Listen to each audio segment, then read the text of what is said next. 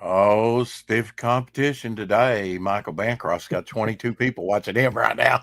Welcome to the show, my co-host, Shadowhawk, and Josh Howard. I've been looking forward to this for 2 weeks or more. Yeah. Hello, Josh. How's it Let's going? take a look at wow, look at that. Wow, Oh, damn. his display case Right. costs more than my house. My God, look at that. Yeah. Help me, Josh. You're my only hope. Uh, we never Uh, had you on. It's a wonder. I've Yeah. been following your stuff like T-Bird and Throttle back in the Alterna days. Dead at 17, Black Harvest. This guy's a creator. Tell us about yourself. I don't know much about you, Josh. I got to be honest. I've seen you Okay. on Longbox, other shows, Yeah. but you don't get out much. And one question before I forget it: do you have a YouTube show? I mean, a channel? I don't think you do. Do you? I do. It's not really active. Yeah, a Um, lot of people say that. Yeah, yeah. yeah. I But at mean, some point, I we're got. going to want that so we can sub to you, whether you give us dust for meal anyway or not. We want to keep up with what you're doing and be Yeah. able to better keep in touch with you for sure. But yeah, tell people about yourself, Josh. Okay. Yeah. I'm Josh Howard. Obviously, I've been making comics professionally since 2003. Get out of Um, here. Oh, yeah. yeah, that's I cool. started with a small local publisher called Viper Comics. That's where I got my start. Viper, as in V. Yeah. Yeah. Okay. Um, and yeah, they released at a 17, and it did pretty well for an unknown indie, publisher, and kind of took off for us. And then after that, let's see, Image picked it up in 2008 or 9. And Um, what was the title? Dead at 17. Oh, Dead at 17. Yeah. Okay. Yes. And then somewhere along the way, I did Black Harvest for Devil's Due, and then reprinted it again at Image. Was that a sci-fi thing? What was that? It's What was? sci-fi horror. Yeah. Okay. oh, I'm going to have to check Yeah. out your past stuff, Josh. It sounds Yeah. like it's right up my alley. I've got some T-Bone and Throttle from the Alterna years, but that's about it, I guess, of your stuff. Unless I have some Black Harvest in my collection. I might be thinking of Black Science or something like that. Wasn't there a sci-fi type thing like that going There around was that. about a decade ago or something? There was there was a recent series called Black Mirror. I don't know if you're Black Mirror. I haven't heard of that one. Yeah, I actually had some pretty good stuff in there. Obviously, you're a super collector, Josh, of Star Wars stuff anyway. How could you guess, Rex? Yeah, the Millennium Falcon, the figures. Whatever. Yeah. Now, do you have and he's proud of it. Look, I mean, those display cases are awesome, Josh. Do you have a specific line that you prefer, Josh, or do you collect everything Star Wars? For Star Wars, mostly right now the Hot Toys figures, like the 12-inch. Well, yeah, those are the nice ones, not like the Mattel and Hasbro and shit. Right? Yeah. But like you're only seeing a fraction of my whole office. I've got stuff on every wall. It's crazy in here. Oh, I believe it. Yeah, right. Well, you can see Rex's backdrop. If you saw mine, it's all original art that I bought in the last 8 years. Oh, that's cool. From CG guys. Awesome. hit all the auctions and campaigns if I can afford them. All that. Josh, I didn't know if you had a current campaign up now or not. I know that you were formerly with Alterna, but beyond that, and some of your T-Bone and Throttle stuff, I think maybe in an auction or something. Anyway, I think I've got some T-Bone and Throttle that's actually signed by you, several issues, a bundle, something that I got, I should have looked over all that stuff before the show, but I've been trying to put up my campaign, and it's been I know how it goes. Believe me. Yeah. I don't have a campaign like right this moment. I just finished one a couple months ago, and I'm actually about to start fulfilling it. That's the Black Harvest remaster. Oh, cool. Yeah, I kind of just went. glad, a lot of the people that I have on here, Josh, they Yeah. will post something and I'll go, oh, well, let me contact that person, and I kind of knew a little bit about you from that, but look for a YouTube channel. Couldn't find it. I don't know. Maybe I looked under the wrong thing, and like you said, you're not that active, but Yeah. I was Sorry, discussing this with Omer earlier, that even if you just post like a new trailer or a short, something like that, or want to keep somebody in the loop, it's good to at least have a channel. I had a channel for 4 months and didn't do anything with it, and then I was off to the races. But I get it. Not everybody's like me and streams daily. Sometimes I think I'm crazy. Oh, I always think he's crazy. Yeah, exactly. Peter, aka Pad, in the house, and you Hey, speak Peter. of Omer, and he shows up. Hey, Omer. Hey, hello, Omer, and hello, Carrie. Oi, oi. So, what's the best thing about Star Wars, Josh? I don't know. I guess it's different for everybody. For me, it's just the myth aspect of it. Mm-hmm. You like the fantasy adventure? That's really different from different sci-fi type things, isn't it? Yeah, because I don't know if I would even Like consider it sci-fi. It's more like Star Trek versus Star Wars, right? There's a difference in approach. There's more adventure fantasy type thing. It was based on the old movie serials like Flash Gordon, Buck Rogers, right? Right. Buster Crabbe. Well, yeah, Star Wars had a lot of influence from that stuff, and then also, Japanese mythology, the Seven Samurai is part of it. I mean, there's a lot of stuff that George Lucas drew from. So, what's your favorite era of Star Wars? Is the first trilogy, second trilogy, new one from Disney? What? Now you're calling him out, Mister. I'm just asking. I'm just asking him which one he prefers. That's fine. I've got answers to make everyone happy and mad at the same time. Jar Jar Binks is my favorite character. No, I'm an original trilogy kid. I grew up with that. That's definitely my favorite. Yeah, he doubts me. Oh, anyway. Awesome. He ain't kidding. Tell me he's got a deal on that thing. There you go. Anyway. Oh, that dude was cool. Now he was cool, and I liked his brother in the anime. In the anime, yeah. But they killed him off so quickly, man. He could have been like a really good new villain in that second trilogy. And he just, had 20 minutes on screen or whatever it was. Okay, you ask him a question, Shadowhawk. We kind of diverged. Okay, your turn.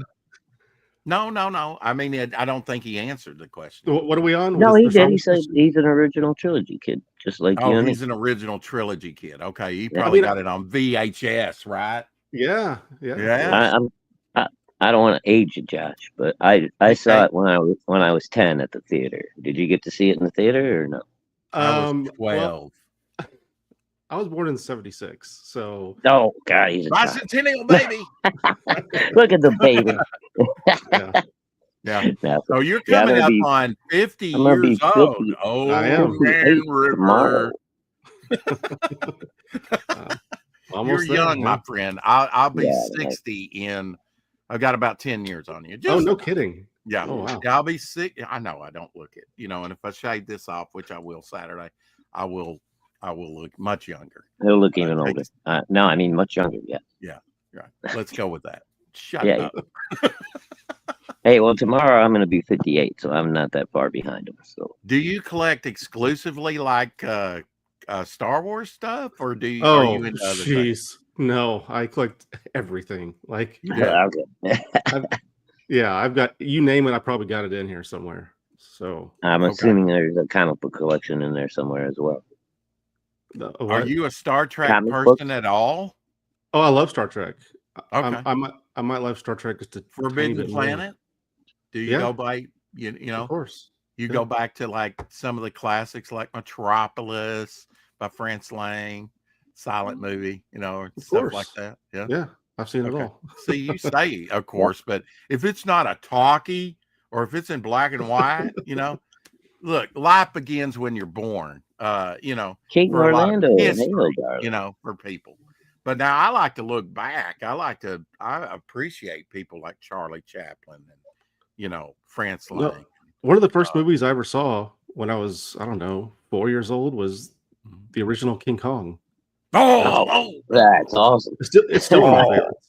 And it's yeah, almost we're gonna 100 have years this old. guy on again. Yeah. Dude, that had to like sear itself into your brain at 4 years old. Oh yeah, definitely.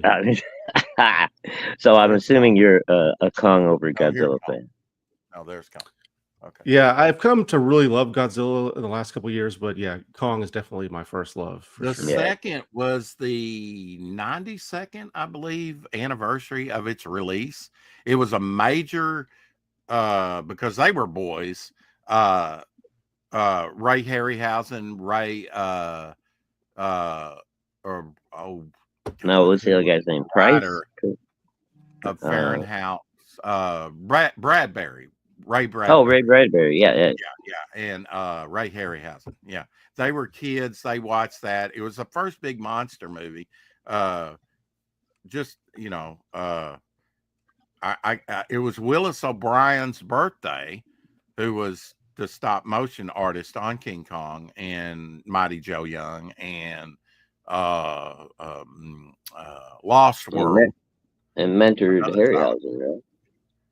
Yeah, and he worked on Mighty Joe with Ray Harryhausen. He kind of mentored him in the stop motion type stuff, which must have been a dream come true for him to work with Willis O'Brien, the guy that started it all, Yeah, and then Harryhausen, he took it to a whole nother level.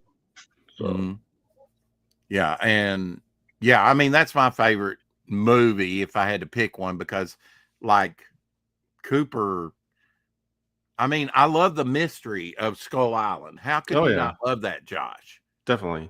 I always waited for the Stegosaurus to show up. Oh yeah. They've never it was really cooking after that. And they've never topped that original movie. There's never been a King Kong movie that even comes close. The mystery. They used Doré's artwork as a backdrop for the movie. Fay Ray did another movie using the same jungle sets at the time. When they burned Atlanta down in Gone with the Wind in 1939, it took the wall with it. The Kong wall. Shadow, did you know that? No, what's that? When they burned Atlanta down and Gone with the Wind, it took the Kong wall with it. Caught fire and burned down. Oh wow! And that was just for the fake burning of Atlanta. Wow. Yeah. Well, dude, fire is a vicious mistress, man. It's one of those things that changes your life, Josh, when you're a young kid. You were probably into monsters too, right? When you were a kid. Oh yeah. I think I was into monsters before superheroes. Although I still am. I love Johnny Quest, and I go way back. I go to Herculoids and Space Ghost and all that stuff. And then we hit the 70s, and it was kind of boring. I mean, Super Friends. That's all we had. We had Electro Woman and Dyna Girl. I know, and Isis and Shazam and the live action stuff. They weren't great. Yeah, Jason and the whatever space. The original Spider-Man. What about Space 1999? Oh, that was good. Space 1999, which came out of UFO. I don't know if you know that. Oh, I own them both on DVD and Blu-ray. Of course, I know. I love this man. He's coming back. Folks. All right, we're gonna have him on multiple times. Yeah, dude, I love the UFO stuff, the Thunderbirds, all that. What was the underwater one? Exposed to as much though with the. What was the underwater one? It was Stingray, right? Was that Stingray, right? I have a Stingray in there. It's a bubble with dude, liquid still in. Those shows used to like freak me out when I was a kid because I was like, they seemed just the marionettes, I guess. It's just I don't know. It was something weird about it. Freaky. Yeah, but what really freaked me out worse was the what was the name of and Skipper and Paddlefoot. It was the cartoon. It was just like a still face, but the mouth would be filmed, and then it would you're thinking Space Angel and Clutch Cargo. Clutch Cargo. That Yeah, was because the those both did the that live shit was lips. freaky, dude. Yeah, yeah. You know, as a kid, I just thought it was a different type of animation. You know, kind of weird. Um, Yeah, it just and then weirded if me you out. think about it, they had that pirate, right? They took that from Clutch Cargo. You know, they did. They Hmm. on Pee Wee's Playhouse. Oh That yeah, was the that's opener, right. wasn't Yeah. it? Where he's like, "Oh, Hmm. at the bottom of the sea," and all like that, and it was the lips. Yeah. Yeah. I never watched that crap. My children did, but uh, maybe that's why they're dysfunctional now. That and Barney, New Kids on the Block. Oh my Barney God, is a demon from kill me hell. now. He should be And then sent they back. graduated the older kids to grunge music with Nirvana. I'm like, how do you go from Barney to the? I don't. Well, see, that was the best Whatever. thing about Barney and Teddy Ruxpin was you could take your old heavy metal tapes and stick them in there, and Uh, they would lip sync along with your whatever music you were playing. It was awesome. roll the eyes. Yeah. Uh, first season or second season on 1999, Josh. First season, of course, but I Yeah. have a weird. Oh, I love this man. He's going to be Yeah. on forever. It was We've got a more we've got cerebral, a wasn't it? second co-host, folks. Welcome to Josh. 1999 was horror. There was a lot of horror Yeah. in Space 1999. 99. A lot of people don't look at that, but there's a lot Yeah, of yeah, horror elements, isn't it? It's a scary show. yeah. A lot of it was it Yeah. was very Dragon's edgy. Tooth, my all-time favorite. Oh It yeah. was It a lot of sucked edgy into, seats. stripped to the bone, and spit out with webs. Didn't make any Ew. sense, but it was horrific as a kid. I was like scared crapless, you know. Yeah. Yeah. Yeah.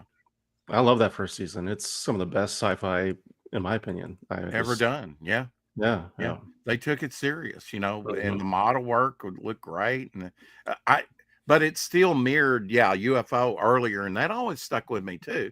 Um, and I didn't know they were connected till just a couple years ago that it was Gary Anderson and all that, and that actually the space uh Moonbase Alpha was the larger version that was supposed to be for the second season of UFO. Mhm. I didn't know that. And just the Moonbase, you know, the on UFO, you know, they come up with the lift like they did in Space 1999 with the Eagles, but I actually had a little dinky 70s dinky Eagle at one point. I've still got a section of it, you know. But Yeah. heavy die cast. It was a heavy toy. Heavy. You could bludgeon another kid with that thing. I kid you not. You know, toys used All to be right, hey, dangerous. I gotta say something to Omer in the chat. Okay. He says he heard the CGI on the original King Kong sucked. Omer, there were no computers when the original King Kong was made. Like not even home computers, personal PCs. There Yeah. weren't. We didn't have massive mainframes yet. People were just discovering that when the first King Kong was made. What we had was called stop motion photography. You know what amazes me about that and Doctor Who, you know, a lot of that early TV was, and I don't know if you're a Who fan at all. I wasn't Yeah. exposed to that A much. little bit. Yeah. I've went back and got on it and enjoy that old black and white stuff, you know, the first couple Doctors for sure.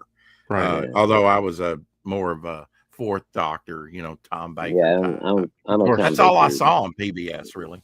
Yeah. But where was I going with that? It's I mean, long running sci-fi type stuff. I when I you know I just I don't know. The British have a different sense of humor, a different sense of with their shows and whatnot, and I Mhm. just wasn't exposed to that. And Red Dwarf and what was that other one that ran about the same time? You Blackadder. know, no, it was I can't remember. They some of the characters actually, the actors crossed over into Doctor Who around that time. I can't remember. You can watch it on YouTube. I can't believe I'm drawing a blank, but Mr. Bean. yeah, man, Oh. it's daunting putting up. I mean, I'm not putting up a brand new campaign. I'm adding like an art book and sticker book and trading card set and stuff like that, and revamping new write-up and new pictures and stuff. And it's like, oh, I've been up for weeks working on this thing. It's once more into the breach. Yeah. Yeah, I already sold one art book though. I got the art book up yesterday, Shadowhawk, and I already sold one to Howard. You already sold one? Oh, that's awesome, bro. Yeah, he was the one that suggested it. He's the reason I'm doing it, you know. Oh, was it Gable? No, Howder, 6480. Howder, oh, okay. Mm-hmm. He said I'd buy an art of Devil Flyer book for $20, and I said, okay. And Rex said, "Okay, you shall." You shall. Yeah, I'll make it happen.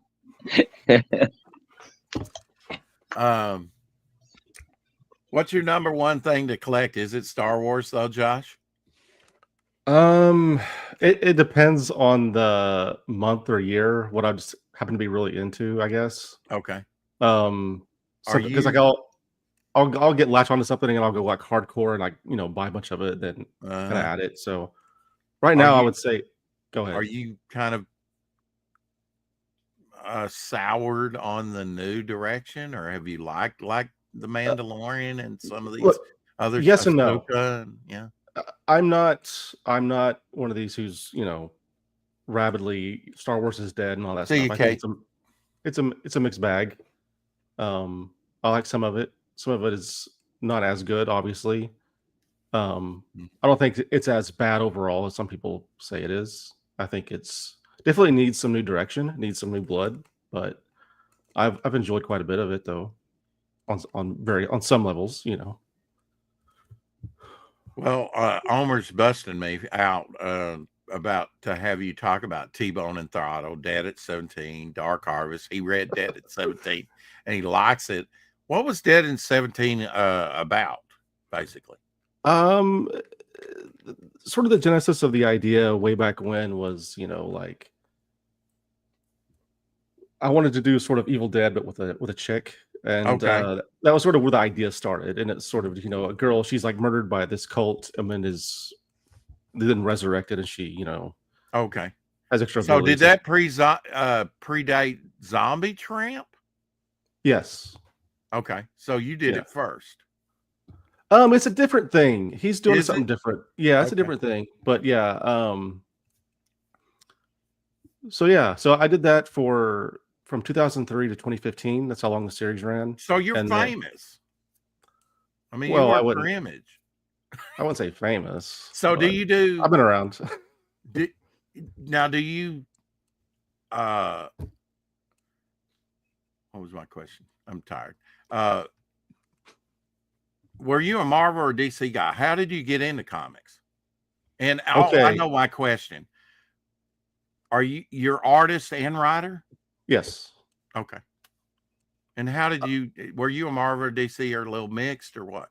The first comics I read were the G.I. Joe and Transformers. That's what got me into comics first. Like, it was because I was, I was an 80s kid, so yeah, I was into that. So that was what I was reading first. And it wasn't until, I don't know, superhero stuff, I just didn't quite understand it. Like, I knew about Thundercats. Oh yeah, of course, all that stuff. It wasn't until Batman '89 that I was like, "Oh, Batman! This stuff can be cool." Because in my mind, I thought it was all just kind of Super Friends. I didn't realize that there was all this cool stuff. I didn't know there was just cool stuff going on in the actual comics. So, like, yeah, the cartoons kind of didn't do it a great service. I mean, they got a lot of eyes on it, for like little kids, but for the 9 and 10-year-olds, it's kind of like, that's baby stuff, So that movie kind of exposed me to the whole world of what was actually going on in comics, like all this dark stuff, all that was going on. So like I went all in on mostly Batman at the time, and then eventually like X-Men and stuff. So cool. So you got into the Fox X-Men show, and then also probably the WB, Batman and Superman, and all that. Yeah, of course. Yeah, that was sort of a big influence on my art style. So yeah.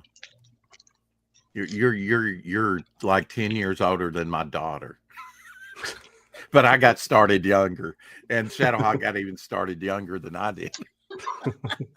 Yeah, my oldest children will change your life. Josh, do you have children at all? 41. I have 3 kids. Yeah, 3 kids. Wow. Yeah. Hence the gray hair. 8. Yeah. Yeah. How Yeah. old's What your do they oldest? think Yeah. about your work? That's what you do. Okay, 2 questions. My oldest is 27. Oh, okay. My work, they're kind of unfazed by it. Just doesn't. Yeah. I mean, Right. it only matters when they have like a school project that needs to get done. When he's honest Yeah. with me, Yeah. then Yeah. I'm a Kids hero. don't really pay attention to their dad's jobs that much I, unless you're like a fireman or a cop, and the kid wants to grow up to be a fireman or a cop, then. But Yeah, other than that, like all my kids are like, we don't care what you do, Dad. We don't want yeah. to hear about your work. As long as you're putting a roof over our head and buying us our that designer was with my jeans. kids, but when I Yeah. was growing up, my dad was my hero, and he was just a farmer. I say Mhm. just a farmer, but I couldn't wait till he got home. Even Oh, before that, he delivered tires for a living.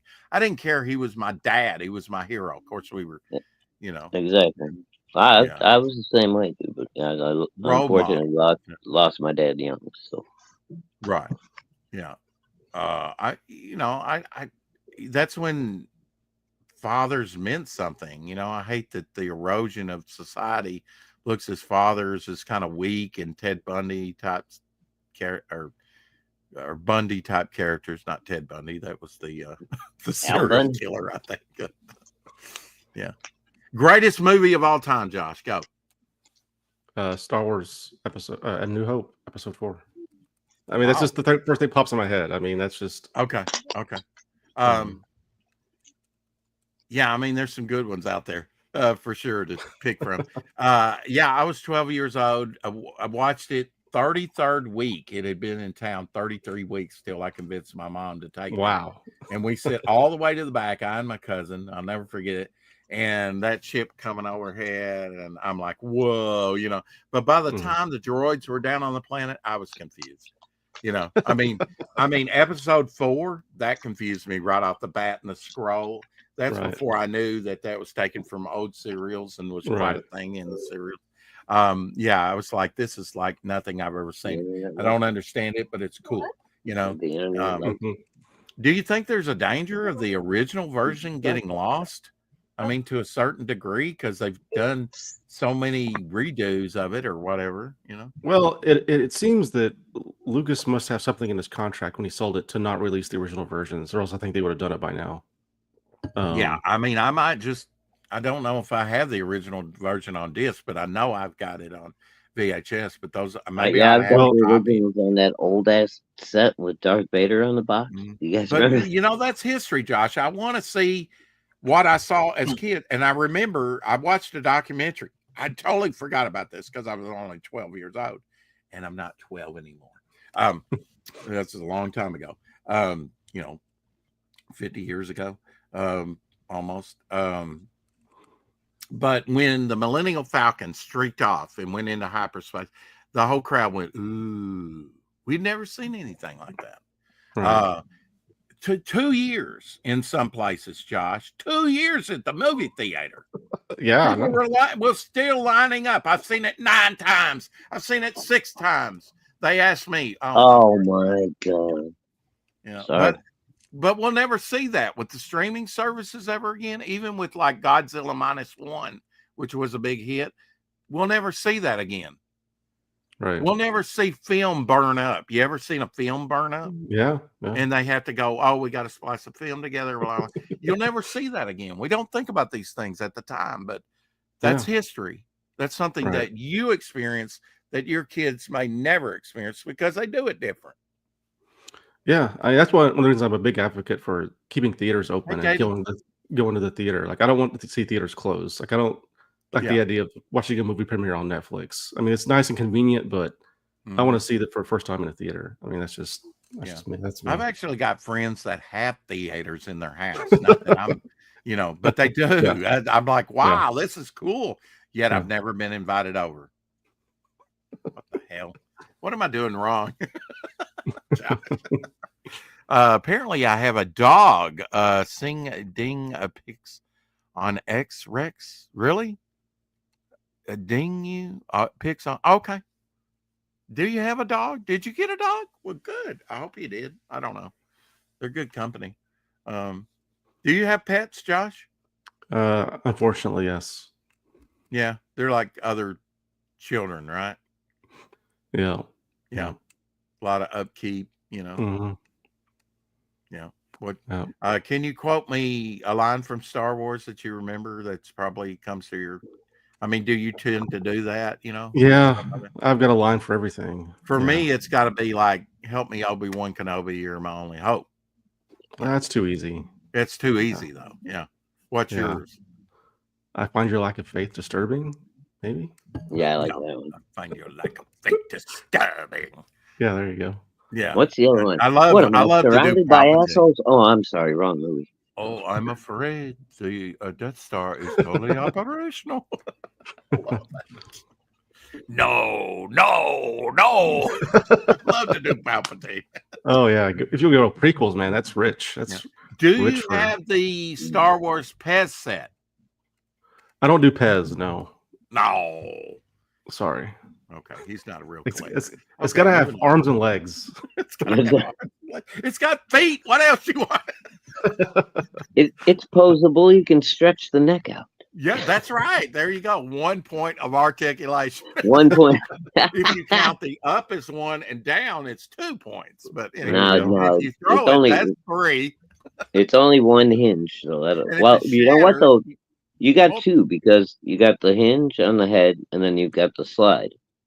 So you've actually got 2 points for articulation on a Pez.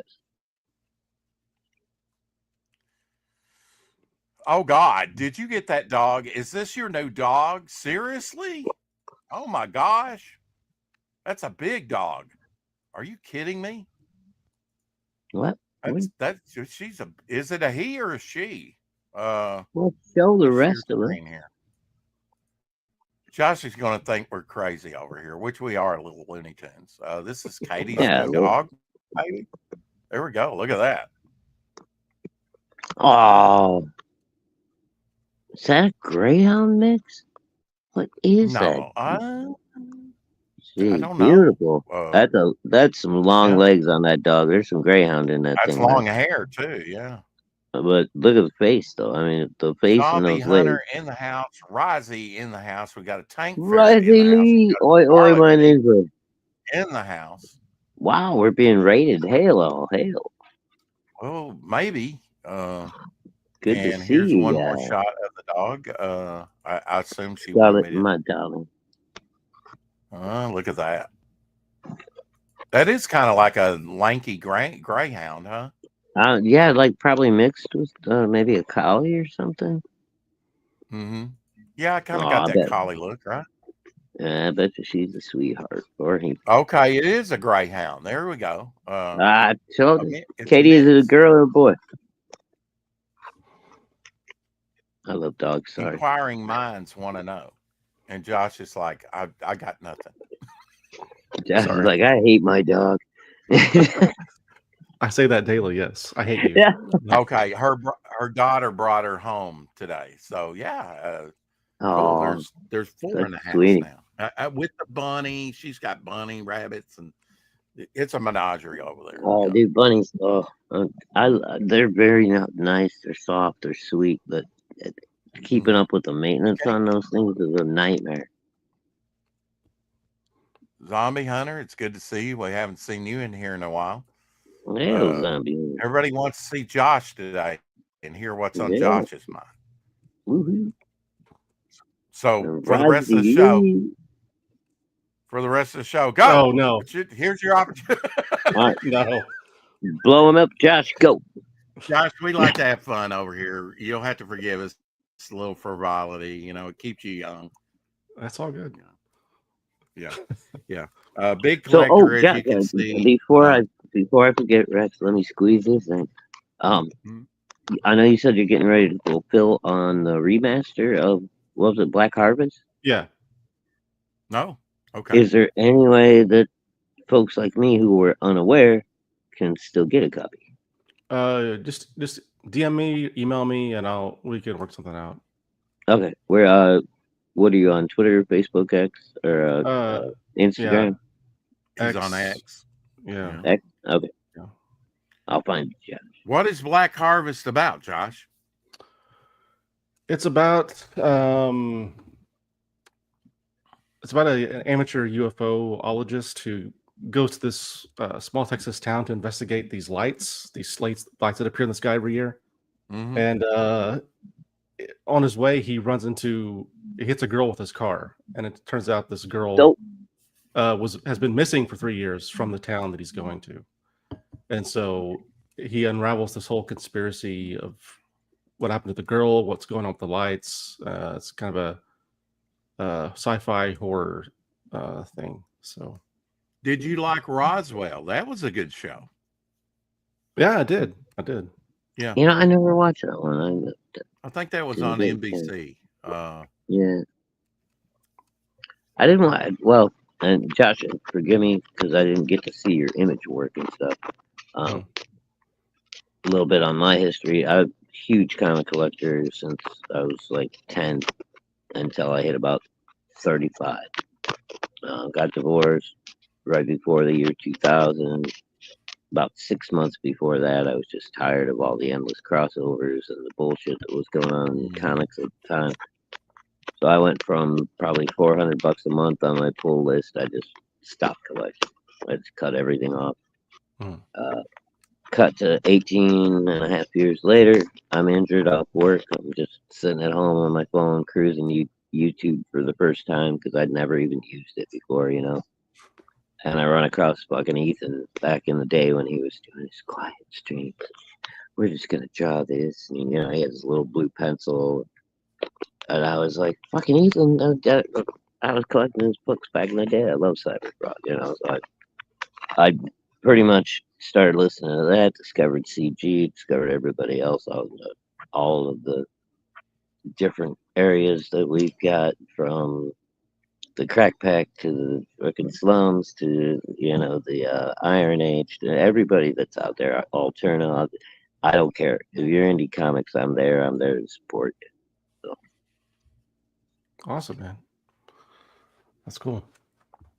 What about T-Bone and Throttle? What's that about? A lot of people have experienced that when you were at Alterna, but tell us about a little bit about T-Bone and Throttle. Oh, T-Bird and Throttle. T-Bird. I'm sorry. It's okay. I don't know why I'm I'm making me looking hungry, at right? it up here and I can't even read.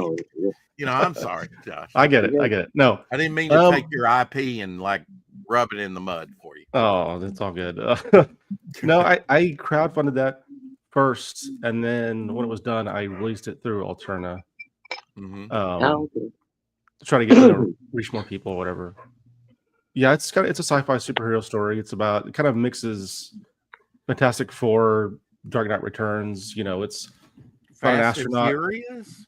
Fast and Furious? No, no cars, no speeding car racing vehicles. I mean, no, none of that. Josh, you said you released it, crowdfunded it. Was it like a graphic novel, and then when you went with Peter, you divided it down into individual issues? I crowdfunded the 4 individual issues, and then I. Okay. Yeah, then he just re-released. I think that's what I got. I've got like all 4 signed by you among other I'm pretty things. sure I got the whole run because I was doing at the time. Peter would do like the spring, fall, summer bundles, and you get everything that Alterna did. So I was doing that for a few years, and I got a pretty good bunch of your T-Bird and Throttles. I guess it's only 4, but I thought it was more. It was just 4 through Alterna. I've done 5 myself. Okay. So far, yeah. Who's your artistic? I could maybe see Bruce Timm being an influence. For sure. Bruce Timm. I mean, some less obvious like Frank Miller, Art Adams, Eric Larson, Jack Kirby, of course. Yeah. Now you said on X, all right, I almost did it again. T-Bird and Throttle. Yeah. Dead at 17. Yes. Dark Horse. The mic says one thing, which is usually. I get it. And the mic says, anyway. You'll get there. Black Harvest. I'm looking at it in the title. And you said, and more. What is the and more you're working on? Oh, well, I did a book with Viper called Lost Books of Eve. Okay. and I don't promote it very much because I want to redo that one day. So I'd rather people not go and find the old one because Okay. there was some weird circumstances around it. Like I had to end it prematurely, and it kind of got kind of messy. Someone else came in and like colored part of it, and like so it starts off okay, then it just kind of falls apart. Like it's collected as a trade paperback, right? That you can get, but Yeah. I'm not really proud of the way it exists in the moment. So I want to go back eventually and like fix it and release it Right, properly. but obviously those decisions were not in your hands. I'm guessing with the way it came out. Just Partly, from what, yeah. yeah. Part of it was back then. That's when I was. I guess that's when I had like a most popular, I guess, during that era, and I took on a lot Okay. of work. Took a lot of work. More than I could handle, and so I got behind, and so that's why someone else had to come in and color. Oh, okay. I On got top of it being cut off before I intended it to, which was definitely out of my hands. But you. Right, yeah. But I get it, man. And it's it's a delicate balance. You all of a sudden, get popular and explode, and everybody wants you. And yeah, how do you do it all and make everybody happy, right? I mean, it's got to be hard to navigate. yeah. Do you try and get so many issues and then do a trade paperback? Is that is that in your thinking about? A lot of people do 6 issues and then put it in a trade paperback and do Mhm. 6 more. And does that influence your writing at all? The pacing and then what stories you want to tell? Yes and no. I mean, this is since I've been self-publishing since 2017. Yeah. It's all that aspect of it's kind of new to me. I didn't, have to think about that kind of stuff. Mm-hmm. Um, Mm-hmm. like the first T-Bird was 4 issues long, and each issue was like 60 pages. But the follow-up to that, the issue 5, was about 60 pages, but it's a standalone. It's only one issue. So like, what do I do with that? Do I add it to the trade of the other 4, or do I keep it separate for a while and then do a second trade when I get enough? So like, yeah, I have to think about that stuff, logistics. But I haven't really figured it all out yet. Well, I mean, the indie scene, I always say we're kind of redefining the cliffhanger, right? Because we're not on a monthly basis like Right. Marvel or DC or even like Dark Horse or Image or might do, which I think they've kind of been mainstreamed in a way, although Dark Horse has lost some valuable IPs, I guess, in Aliens and Predators and things. And I think that's where they kind of suffered from. They didn't have, although they tried like World's Greatest Stories, they tried that, things like that. They didn't have regular characters except for like aliens and stuff like that I think kind of hurt them to a certain degree. IPs that were a mainstay of it seemed more like a slip shot here and there. Yeah, I guess Hellboy is Very pretty much the only thing. stories, that Yeah. had all kinds of themes and was Right. all over the place. Yeah, because Hellboy is the only other thing I can think of that's like been there. Mm-hmm. I don't know if that even still comes out. Is he done with that? I stopped following it. Well, I mean, they're still around. I don't know how they Yeah. lost Alien, a few years ago. The IDW, they've been in trouble for a while financially. Right. And they've been doing Ninja Turtles, and I guess you were a Ninja Turtles kid too, right? Up to a point, yeah. Yeah. Oh. You have a favorite Ninja Turtle? Donatello, of course. Okay. Cerebral. See, I knew you were a thinker. A MacGyver? Were you MacGyver fan? A gadget guy? Are you a gadget guy? I was more 18. More 18. Yeah, okay. I pity the fool that doesn't watch that. I mean, because they always build something at the end of the episode too, right? They always one of my favorite Rocky movies. Rocky 30 3. minutes locked in a barn by ourselves, and we'll build a tank of some sort. We just need 30 minutes. In fact, Rocky 3 is probably my favorite out of all that, and it might have been the very first one that I watched with Mr. T in it. Yeah, I think Survivor, that was Eye of the Tiger. Love it. I think that was his first role, dude. Before that, he was just a bouncer in Chicago. Yeah, that made his his career, and then he went into A-Team, and then Mhm. was set by then. He had his own cereal, Mr. Oh, T yeah, cereal. he had a cartoon. Yeah, Remember Mr. Hayes, Mr. We've T had and some the of your old A-Team or alternative buddies something. on here. I don't know, Keith Gleason and Amy, and we had Peter Sametti on a couple years ago. But do you stay in contact with a lot of that old crew that was over there that you did No. auctions with and stuff? I mean, I don't really know them that well, except for Brian, who I was friends with beforehand. Okay. Oh, Wolf and Betsy, Brian? Yeah, me and Brian Yeah, go way back. So Yeah, Okay. I He's love it. another one that's got a big backlog of stuff with Wolf and Holy Betsy. shit, dude! Yeah. He Yeah, could he's put got out like an omnibus right now or two. yeah. He's got a he could lot probably of like backlog. publish stuff for the next 10 years and not have to draw anything. I know. I'm From like, what why I are you drawing new adventures? You could just release all this old stuff Yeah. for Oh a my while. god, man! He's one that could go monthly for a while. He Yeah. really could. Yeah, if he Yeah. wanted to, he's got enough material backlog, dude. Shit. He's a big horror fan too. Yeah, Best which I love. top 5 horror movies for you, Josh? You Oh think? God, don't put me on the spot like that. Oh man. Hey, I ask hard questions. I'm sorry. I would need a spreadsheet. I would need like Nobody's going, okay, he's No, wrong about just that off the one. top of your head, Josh. What's the first 5 that pop into your brain? Okay, look, I appreciate a lot of 60s, 70s, 80s horror. I have a big catalog of that I stuff. love Okay, this, man.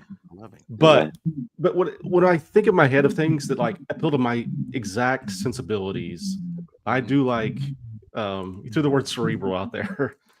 Like I think like Twin Peaks Fire Walk with Me, Good. the Blair Witch Project. Okay. I like things where it's like the horror is not so obvious and in your face. It's kind of in the shadows. Yeah. It's what you don't see. Right. Those are things that creep me out. But I love all the other stuff. But that's just like, Okay. Quick question. I don't want to derail anything. Original Texas Chainsaw Massacre. Yes. How old were you when you saw it, or have you seen it? He wasn't born yet. It released in like 73. I know that. I said, how old was he? I asked how old was when he saw it, if he had seen it, Rex. Pay attention to the question. 13 and I'm still scarred, Yeah, I was never into that. I mean, I'm more of a Halloween Okay. guy. See, but that's the thing. People think that first movie is just this gore fest. It's freaking crazy. It's insane. If you actually watch it, 98% of the horror is implied. Toby Hooper directed that movie so well. Like, there's a scene of a girl hanging on a meat hook, but you never see her get hung up on it. You don't see it protruding through her chest or anything like that. It's just sound effects and suggestions in the way that he films it, and it's one of the freaking just mind-blowing, horrifying movies you'll ever see. But there's really not that much gore in that first one. I think that's what you were saying, Josh, is your mind fills in the blank, your imagination. That's the type of thing that you like. Exactly. Instead of like show, I don't think you had to show everything, like the penetration of the knife and the blood and all that. Nowadays, I don't think it's as effective storytelling. Really. Well, but having said that, I do enjoy like an Evil Dead. That's over the top. Me and my wife are like big B movie horror fans. We sit around and watch Tubi like every night. Oh man, Tubi's the best, isn't it? Oh my god, my wife is. But every year she'll start like right around summertime, like 'cause I guess it's Shark Week or something. She'll start watching like all of the shark horror movies, like the Sharknadoes and all the Jaws Sharknado movies. on the moon. They've got nuclear sharks. They've got sand sharks. They've got sharks in space, dude. They've got sharks. Oh god. There's a ghost shark. There's a Santa shark. I have watched some of the craziest shark movies you've ever seen. That's just because my wife loves them. She's a nut for B shark movies. Can you recommend some sci-fi movies for me? Some sci-fi movies. Gosh. Forbidden Planet. Yeah. When you ask me, my mind goes blank. You know how it You get put on the spot, and it's like, Yeah. But man, Tubi is great for watching really old stuff or discovering stuff that Oh yeah. I Oh, mean, dude, I'm sure you know, and I don't mean to put you on the spot. I can't mm. think of the name of it right now. It's a great movie, and it's got this really beautiful half-naked girl running around, and she's a space Life Force. vampire. Life Force. Life Force. Yes. Oh Yeah. God, dude, that's an amazing movie, dude. It's just Yeah. I can't even believe they made that. Yeah, it's a cool one. What's sure. your next thing to go on to, Josh? So here in a couple months, I'm going to do a reboot of Dead at 17. It's kind of just kind of a brand new start. It actually picks up with the girl. She's not 17 anymore. She's like 37. So it's sort of like a new stage of life, but it's also like a brand new story. It's like like I said, it's a reboot. It's not. You don't have to have read the other stuff to read this. So that's what's Were next. you into The Walking Dead? Because it sounds like you were kind of into zombies with Evil Dead and all that, maybe. Yeah, I was. Hey, Phantom. Walking Dead started, I think, the same year that I started. Zombies weren't a thing when we were doing Right. Now they're everywhere, but I never read it. They came out around the same time that I've started. Yeah. Yeah, I never read any of the comics. I wasn't even aware of Walking Dead until the show started. So it's like now it's too late. I can't go back and buy all those back issues, man. Were you I talked about serials, and then that was a direct influence on Star Wars. Do you go back and watch Flash Gordon Saves the Universe or any of those serials? I mean, there's a lot of variants in it. If I recommended one, probably one of the best ones and most violent ones for the time was Captain Marvel. I'd recommend that to anybody. That's a good one, for a movie serial. I think most young people don't have the patience for it, Josh, to sit through there and go, oh God, they're recapping, or it's just so long and padded and drawn out. No, the thing that I've gotten into recently, the last couple of years, is like Japanese stuff, like Ultraman and Super Sentai, and just all that stuff. It's like a whole new world. Like I feel like I've exhausted a lot of our stuff, and I was, always looking for new stuff. So yeah. Have you checked out Spectre Man at all yet, Jeff? Yeah, that's Yeah. I mean, kind of like the Walmart version of Ultraman, right? Right. Yeah. But dude, I watched all those when I was a kid. They used to like come on at like right after school, on one of the local UHF channels. So you get home from school, you watch, Ultraman and what was the remember Goldar, Silvar, and whatever their kid was? It was like the robot family, and they had Methuselah up on the mountain. It was another big kaiju show. I can't remember the name of that one. But I just watched Godzilla -1. Have you seen that, Josh? Oh yeah. Did you like it? Yeah, it's great. Yeah, I was kind of shocked that Shadowhawk said that there was only like 17 minutes of Godzilla in it. There wasn't a lot, but what was on screen was amazing. They did the camera shake, when he walked, it was like boom. boom. Oh yeah, dude. Yeah. I mean, I think their entire budget went for special effects, and well, they won the Oscar for it, so people must have got paid basically nothing to be in that movie. But it's amazing. As well as they've done with the American versions, the last 3 movies have gotten a little cheesy with the whole, King Kong getting the arm brace and a gold tooth, and it's a little far for me. Or giving Thor's axe, what the hell? Well, turning Godzilla fucking pink is another issue I have. Really bothers me. It's my sexual lining. Leave that alone. But other than that, they've been really good special effects wise and stuff. But the Godzilla -1, man, that the street level horror when everybody's running from him and you just see his feet like coming through the city and like shockwaves coming up and just bricks and grit and shit flying everywhere, dude. It's so cool. Josh, have you seen Ultraman Rising on Netflix? Carrie asked. Okay, I have not, but here's my here's my quirk though. I feel like I have to watch all of Ultraman first before I get to that.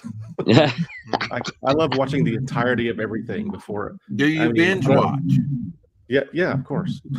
Yeah. Okay, let me ask you this, Josh. How do you know how many Ultramans they actually made? How many? No, there's a lot, and I don't know if I can actually get through all of it. So I'll need to check that out on Netflix if it's worth watching. Yeah, because I mean, I know they made a lot.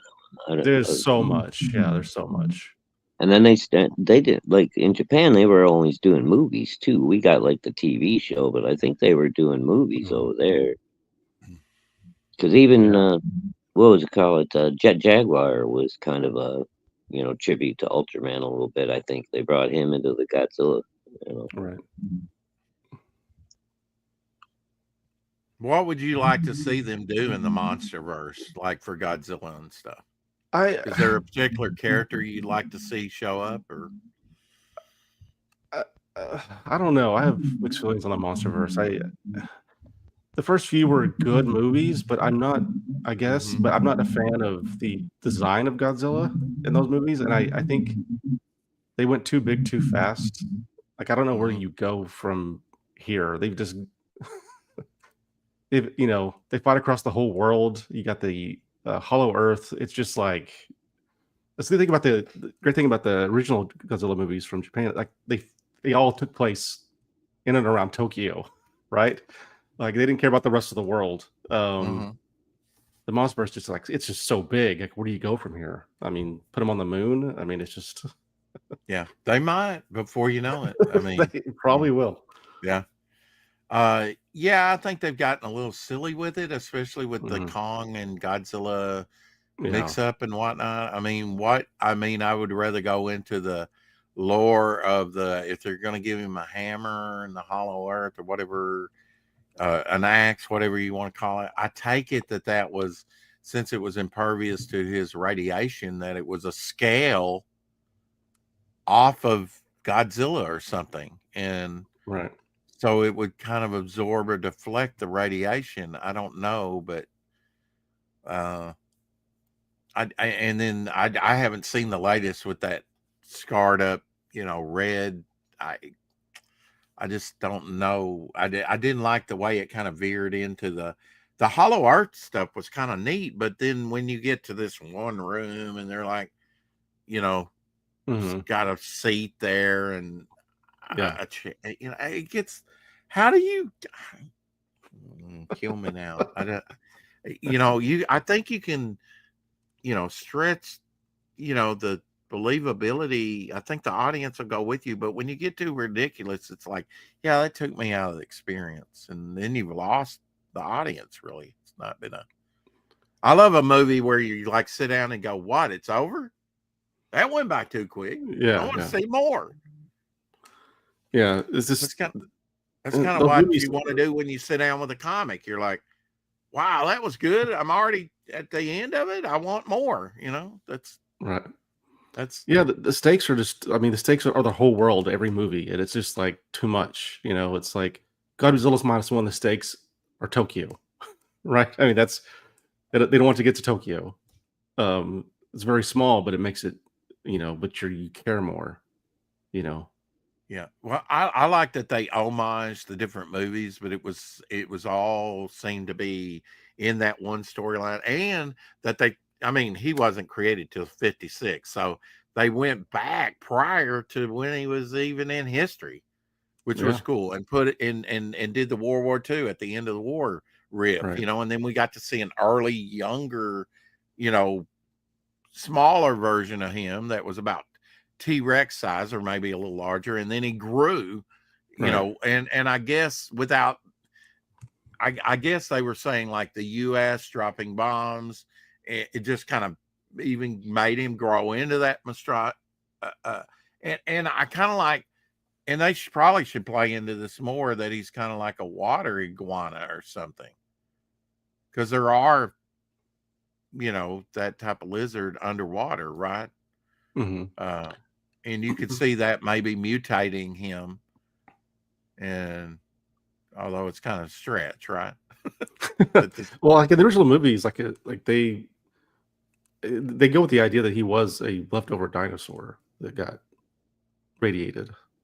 Yeah. Okay. So yeah.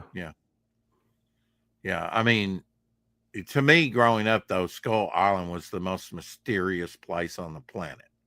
Oh, of course. The way they filmed that and everything, and there's something to say about whether it's stop motion or claymation or whatever, the practical effects as opposed to digital. Your mind knows the difference. It's getting so slick now. I mean, they can take footage of you when you were a young man and make you look young again. They've done it with Rodney Downey Jr. and I guess Harrison Ford and some of the actors. The technology is getting pretty wild. Although I thought Princess Leia looked a little Yankee when she died, and they had to fill in some spots there. Mm-hmm. But it's forgivable. They did the same thing with Peter Cushing. Well, yeah, and I don't. That doesn't bother me. Like if there's bad CGI, quote unquote, because look, we grew up with like the very primitive effects, and like you just went along with it because you were in for the story. So like something that's got like bad CGI or whatever, it doesn't really bother me. Like I don't care. I'm there for the story. The story's good. I can overlook a lot. Yeah. Wonder Woman 84 though. I mean, it's bad CG. It was criticized, and I just can't believe we're kind of going backwards with the effects though, Josh, after Industrial Light and Magic has kind of made all this possible, because there's been whole movies that we would never see, never would have been made unless the technology was there. Right. To begin with. I mean, they're I'm sure there's a lot of cost cutting involved, Yeah. But whatever. I don't care. I mean, I care, but like not enough to like to take points off for a movie if the CGI isn't whatever bad means. It depends. It seems like it. I've seen things that look perfectly fine to me, and people say are bad, and vice versa. So, yeah, I agree with that. I think it's too heavily criticized, but personal taste on whether you like it or not. But nothing is going to look as cool as Skull Island did in 33, right? I mean, no matter CGI is going to make it look that cool. Well, I mean, that was what I was going to say, that Meryl C. Cooper, they said that they patented 9 different new film processes. They really advanced filmmaking with that. Back in the 50s, at the end of his career, they had that CinemaScope, where they had the curved I mean, so you could get the broad vista of like Grand Canyon and things in, with that. So they were into pushing the medium. I like that. Not every movie can do that. I get it. But Kong was one of those that advanced movies big time. I mean, they shot through like 5 or 6 different levels of glass to get that depth of field. Right. You might have a little shrub here, a little tree here in the foreground, and when you study that out, it's like genius at the time. Yeah. Have you seen when Peter Jackson recreated the lost footage? Yes. Yeah, that was pretty cool. I like that. Yeah. The spider pit scene. Yeah. And they had like the crab, like and that was some claymation, some stop motion stuff. Yeah. It's I mean, that's what did you read Famous Monsters at all when you were a kid?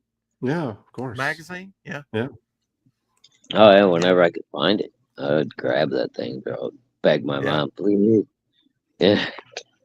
Were there some comics that just didn't make your? I mean, you go back to the Stan stage, don't you? Oh yeah, for sure. Yeah. Oh, I never knew at the time that the direct market was going to be a death knell to comics in a big way. In a lot of ways, I mean that the newsstands were going to go away, because that's the cool thing. You could walk into a pharmacy, a grocery, something like that, a Rexall drugstore, and go, "Wow, new world!" Right, but see, here's the other side of that card, Rex. Because once I realized that I was in love with comic books and I started collecting them, now I had to ride my bike to 5 or 6 different local neighborhood stores every Wednesday, Oh, just so I could make sure that I didn't miss the next issue of my favorite comic book. And sometimes I missed it anyway because it just depended on the store manager and what they ordered for their yeah, magazine rack. yeah. So it was, I mean, when I first hit my first comic shop, and it was just you walk in and there's a plethora of back issues, and every new issue that's come out from Marvel and DC and people I'd never heard of. It was like walking into heaven. You know, it was like everything on. It's like the Walmart of comics. It's like, Well, the cool thing about the newsstands, though, like if you would, if you're on a road trip or whatever, you go to a different store, different convenience store. What was cool is that seeing what issues they had. Like, so a lot of times, like they would you'd find mhm. stacks they never got rid of. I remember just finding like stacks of old issues that they were just sitting there, Yeah, and you just never knew just what you like would find. yeah, like in one of the pockets of the rack or whatever. But Right? then that Yeah. made it even rougher because you'd buy something that was like 2 years old, and you're like, I love this, and then you go to try to find it, it's like it's not even being made anymore. Like, what the fuck? The weirdest experience I had, Josh, is when I went Mhm. to summer school. It was like 30, 35 miles, about 30 miles under Nashville in Tennessee, Mhm. in a small little town, but it was a high school town. It was had one of the top 10 high schools in the United States. And so it's kind of posh. In fact, one of the actors of MASH, the guy that was replaced by BJ on the series of MASH, he went to school there. Wilson's, I think it's the last name. I've seen him in some Oh, that's westerns and other stuff in the uh, 60s. Carl Larry Wilson, I'm thinking his name. Well, I may Larry be wrong. something. I think was the original guy's name. Uh, But now, anyway, the comics were like 4 years old. There was only like two or three of them, but I remember, Uh, man, I'm buying back issues here. I can't believe yeah. that there's a school here that nobody's picked this thing up and bought it. Yeah. Yeah. That That was happened. weird. That was a time warp, Yeah. picking up comics that were brand new. They weren't bent up and just destroyed in not a college town, but a school town where nobody went into that pharmacy and said, a back issue of Fantastic Four. Wow, it's 4 years old. It still Yeah. looks brand new. I don't Yeah. know. God must have just went, okay, Rex, there you go. he was Yeah. doing you a favor that day, buddy. Yeah. Mom that summer found out how I remember when we were there, the king and Di was the Princess Di was getting married, and that was the big news that year, on Was that TV. And 1980? I think 81, 82, somewhere like 81. that. Yeah, somewhere 81 in there. maybe. Yeah. Yeah. And I remember Super Freaky, Super She's Freaky super was freaky. playing all the time on the radio. I was like, I like Rick James. That's cool. I like that. It's Rick James, bitch. Josh was just coming out of diapers at that time, almost. He was getting. You were primed for He-Man then, weren't you? Oh yeah. Yeah. Yeah. I came out and there's Star Wars and He-Man and G.I. Joe. It's all there. Like as soon as I, And it kind of so, grew with you, right? yeah. That's kind of like what comics did for me. Discovered Right. comics in the mid 70s, Mhm. and then we went to the direct market, and it was, had more adult themes, right? Mhm. Watchmen and it became more sophisticated. So it was like the hobby was growing with me. Same thing with you, Star Wars, Empire Strike Back, blah, blah, blah. And it just Yeah. kind of grew on itself and got more complex, and you kind of Right. grew with it, right? Yeah. Yeah, for sure. I think I mean, that's how all of us with the collector mentality kind of get drawn into these things, right? Like I started up, I was a big, just literary guy. I just read tons and tons of books, like Poe and Arthur Conan Doyle and Robert E. Howard. I never even knew the comics existed. I was eating up their prose. Frank Frazetta actually wrote a Death Mhm. Dealer series that most people don't even know And I'm was opposite. I a didn't read any series of of that, novels. but comics kind of made me a reader. Yeah. Well, then when I found they were doing graphic adaptations of these stories, I lost my Like shit. Yeah, Beowulf. that's fucking yeah. I was all in, man. I'm like, yeah, this Mhm. crazy good stuff. Yeah, I mean, the 80s, it was all about the graphic novels, was kind of high end stuff, which, Well, I yeah. mean, what the first one was? What that Marvel Hey, did was, I think She-Hulk was number 3. What was the first one? Was Death of Captain Marvel, wasn't it? Death of Captain Marvel, and he died of cancer, Yeah, and they were trying to and cure I cancer. still have my original copy of that issue from when it came out. Besides your own characters, which are kind of your babies, right? What's your favorite character? Mine's the Beast. Shadowhawks is, what is your favorite character? Salamandroid? Yeah. At this Okay. point, yeah. Okay. What's your favorite character? Were you a Green Lantern guy, a Batman guy, a Superman guy? Did Are you? you talking comics? Yeah, comics. It's hard, isn't it? Well, I mean, I think you'd say Batman by default. Yeah. But I mean, like I said, the first comics I read were Transformers. So can I say Optimus Prime? And that's who Sure. Yeah. I want to Okay. say. I mean, You bet. I mean, that's. I mean, yeah. Did you ever That's your number experience? one dude, man. That's your number one dude. Did you ever experience GoBots? I did. I saw GoBots on the shelf before I saw Transformers. And Uh-huh. I remember thinking at first Transformers was a ripoff of GoBots, and then Uh-huh. once things got going, I go, oh no, Transformers is where it's at. GoBots is the inferior. Yeah. Yeah. Even though they came out first. Do you have the little motorcycle GoBot like everyone else in the country had back then? Yeah, of course. I know. I had that little thing. I thought it was so cool until Optimus Prime came out, and I was just like, "Oh, that's like way better." Mm-hmm. Even I'm not a Transformers fan because I'm a little older. I'm surprised Right. Shadow is now. I do like the Beast ones. I like some of the animated stuff, and Yeah. I kind of felt it here when Optimus Prime died too. Oh, that's a defining moment in our. Yeah, I'm not like a huge Transformers guy, but yeah, there are some very good memories of Transformer movies. Yeah, I love the dinosaur ones. What were they called? The Dinobots. Dinobots. Yeah, I like those guys. They were fucking cool. The construction guys that turned into the big crazy fucking like Devastator. Yeah. Devastator. Yes. You know I don't know the names, but they were cool. I've got them all on a shelf, like right here. Oh, you're shitting me, dude. Yeah, I'm serious. What's your holy grail, though? Josh? Can you turn your camera, or is it thick? Yeah, I can, but it'll mess up. Here, I'll try it here. All right. Oh, I'm getting dizzy. Oh, damn! Look at this. Wow. Holy shit, bro. Oh, look at Godzilla.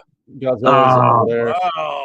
Look at this dude's man cave. I am so fucking jealous, bro. Yeah. That is amazing. Whoa! Wow. Oh, is that a Cyberman? No, that's a Castle Grayskull. Yeah. Your wife must be a sweetheart. Oh, she is. Wow, that is a room and a half. That's a museum. Holy crap, dude! That's amazing. Yeah. I'd love to see. Is that a glow in the dark Godzilla? Yeah, I've got a glow in the dark one. I saw it. Okay, I thought it was. It really stood out, Yeah. Here. Is that a Super 7? Or yeah, it's based on the original Shogun Godzilla from. Yeah. This just came out like last year, right? Yeah, it's fun. Look at that. Yeah. You remember the Shogun one, Lex? It was like what, 16 or 18 inches tall? Oh, it's huge, yeah. About 18, I think. You could fire his fist. I considered buying one of those. I've checked out eBay. A lot of them are missing the fist, But a lot of them, the tongue don't work no more. Or it fucking ripped at some point. Was it? Now, what was the tongue made of? Was it plastic? It was just a little like strip of plastic on a roll, and you just pushed a button on the back of his head, and what was it, about maybe 3 inches or so would pop out of his head like a little firefly. But what's your holy grail, Josh? If you had to, there's a fire, I got to grab the Millennium Falcon or got to grab the Godzilla. What would you grab? I mean, what is for you? What's your? Hold on, I'll show you. Okay. Holy grail. Here we go. I'm completely fucked, dude. I would end up dying, burning in the house, trying to. Right. trying to make up my mind what to grab. You'd Like, look like no, you'd look all I like need is Dark Man by the time it was all over with. I'd be like Steve Martin and the Jerk. All I need is this long box and these Oh, and it's two a original drawings. Godzilla. And it's a Oh, Godzilla. Oh my yeah, gosh. baby. Ooh, Oh, hell yeah. whoa. Meltdown Godzilla. Wow. Yeah. Right? That's when he's getting ready to melt down, right? I feel so inferior right now, Josh. It's like mine is bigger than God yours. dang, Look at dude, that. that thing's huge. I So know. what makes this piece so special to you? I just got it. Oh, you just got it? Hey, you I want was to gonna say, appreciate it. that's a fairly new one, isn't it? It just happens to be my new baby. So Yeah. Okay. That's All right. when he's getting ready to melt down, right? When he's like over. yeah. Yeah. And, Oh, that's and so cool. what does something like that cost you? About $300, or was it cheaper? I can't say. I'm not going to answer You can't that. say. No, Okay. dude, you I don't don't say want to that get kind an of shit on award. your I internet. got it. But it's Yeah. Okay. All right. He's got the IRS to deal with, Rex. Jesus. They got a new Doctor Doom mask. Hasbro's coming out. Have you seen that? The Doctor Doom mask? I don't know. Yeah. No, I haven't seen that. Are you excited when they're like about the new animated one? Fantastic Four movie? I'm not really a Marvel MCU guy. I haven't really seen hardly any of the Marvel movies. So Okay. All right. Yeah. Well, I'll tell you what. The last 5 years, you haven't been missing much, bro. Tree Goblin They says, were "Why okay to can't start. you collect skateboard decks like a grown-up?" Josh, you just made Because I'm not a little girl from Australia. Okay. I'm sorry. That Tree could Goblin's be in true, the Carrie. Tree Goblin's in the UK. I shouldn't call him Australian. That's not fair. Well, Josh, Sorry, I got to show you this. I picked this up at Dollar Tree. DC delivering comics to Dollar Tree. Oh, no kidding. Yeah. So wow. Yeah, and so you there's got the whole stand that they come cool. in, and he grabbed the whole rack, dude. Ethan Van Sciver cover on that Green Lantern there from back in the day. No, it reprints 2011, New 52 from and Rebirth, from like 17 and 18, something like that, or 16, 17. Those were the books they reprinted there. And I got a new Hot Wheels stand too, looking for one of these things at the other store. So score. That's awesome. This is my time travel shower here. Just to let you know. It also has a anybody can have a telephone booth. It also has a manhole-sized garbage disposal in there, but that's a whole different story. Do you have to disrobe in order to do this time travel shower? I'm in the witness protection program, and I cannot answer that question at this time. Dude, Josh, that's where Terminator got it from. That's why Arnold shows up naked. Oh, because they use a shower? That's why? Yeah, he's like, I need your clothes. Right. Yeah. You got to love it when he puts that Stig R right here, and grind it in, That doesn't help. He popped up in Rex's shower one day and went, what the fuck is these? Well, now you were real young when Terminator came out. But I remember it quite vividly. I go back and I watch that Dude, movie. He's only like 8 years younger than us. Score to that thing. It is a throwback when you look at the original Terminator movie that came out in '84. I'll tell you what, though, it's my favorite. High school that year. It's still the second one. That Terminator 2 is the shit, man. The first one was great. The second one was just 2 incredible. showed me that they had the technology to do a Silver Surfer movie. Yeah, but they didn't want to spend the money on it. They didn't want to spend the money. Yeah, one of the things it was in that movie is when the guard goes to the vending machine, and he comes up out of the black and white tile floor. And the way they did that was twins. They're actually twin actors. That was brilliant to do that. To show a doppelganger without having to do the old split screen thing. Yeah. Just hire twins. I mean, he was you know what, an unknown actor at that time. I'm watching the chat and I saw that, and I was thinking about hiring you, but now I might have to rethink. Who are you talking to? And then what is, is this Tank? Tank Barrett, he's just talking shit in the chat.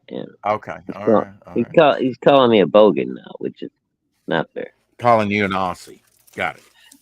He said Australia can have me if you guys can get Risey Lee, and that's just not a fair trade. I'm sorry. I love Risey, but Australia's going to be getting way more value than we would. Josh, where's comics going in the next 5 years? Do you have any clue whatsoever? I can sit there and tell you a big, theory, but it's going to be just as wrong as everyone else's. Yeah, I don't know. I have no idea. I think retros, with all this stuff becoming public domain in the next decade, I just think retro is going to be bigger and bigger and bigger as we go. Nostalgia. I think we're kind of wanting nostalgia again. Yeah, I mean, yeah, I can see that. I mean, But bro, you know what? Over the last 20 years or so, I've been watching, like different collectors of different things, and like collectors channels, and like even like storage wars and things like that. What's valuable, what's not to people, like the shit that they find. And it seems like every generation, like like me and Rex now, you're getting close, Josh, to hitting your 50s. It's like, for some reason, everybody kind of starts to yearn for those things from their past, and people who never collected anything will all of a sudden just start like, oh man, that's so cool. They brought out, this toy I remember from when I was a kid, and then they'll start collecting it, and then other people just drop out. It is what it is. It's collector mentality, I guess. I started collecting rocks. What kind of got you started collecting, Josh? I never stopped. You never stopped. Toys. I just didn't stop. Yeah, okay.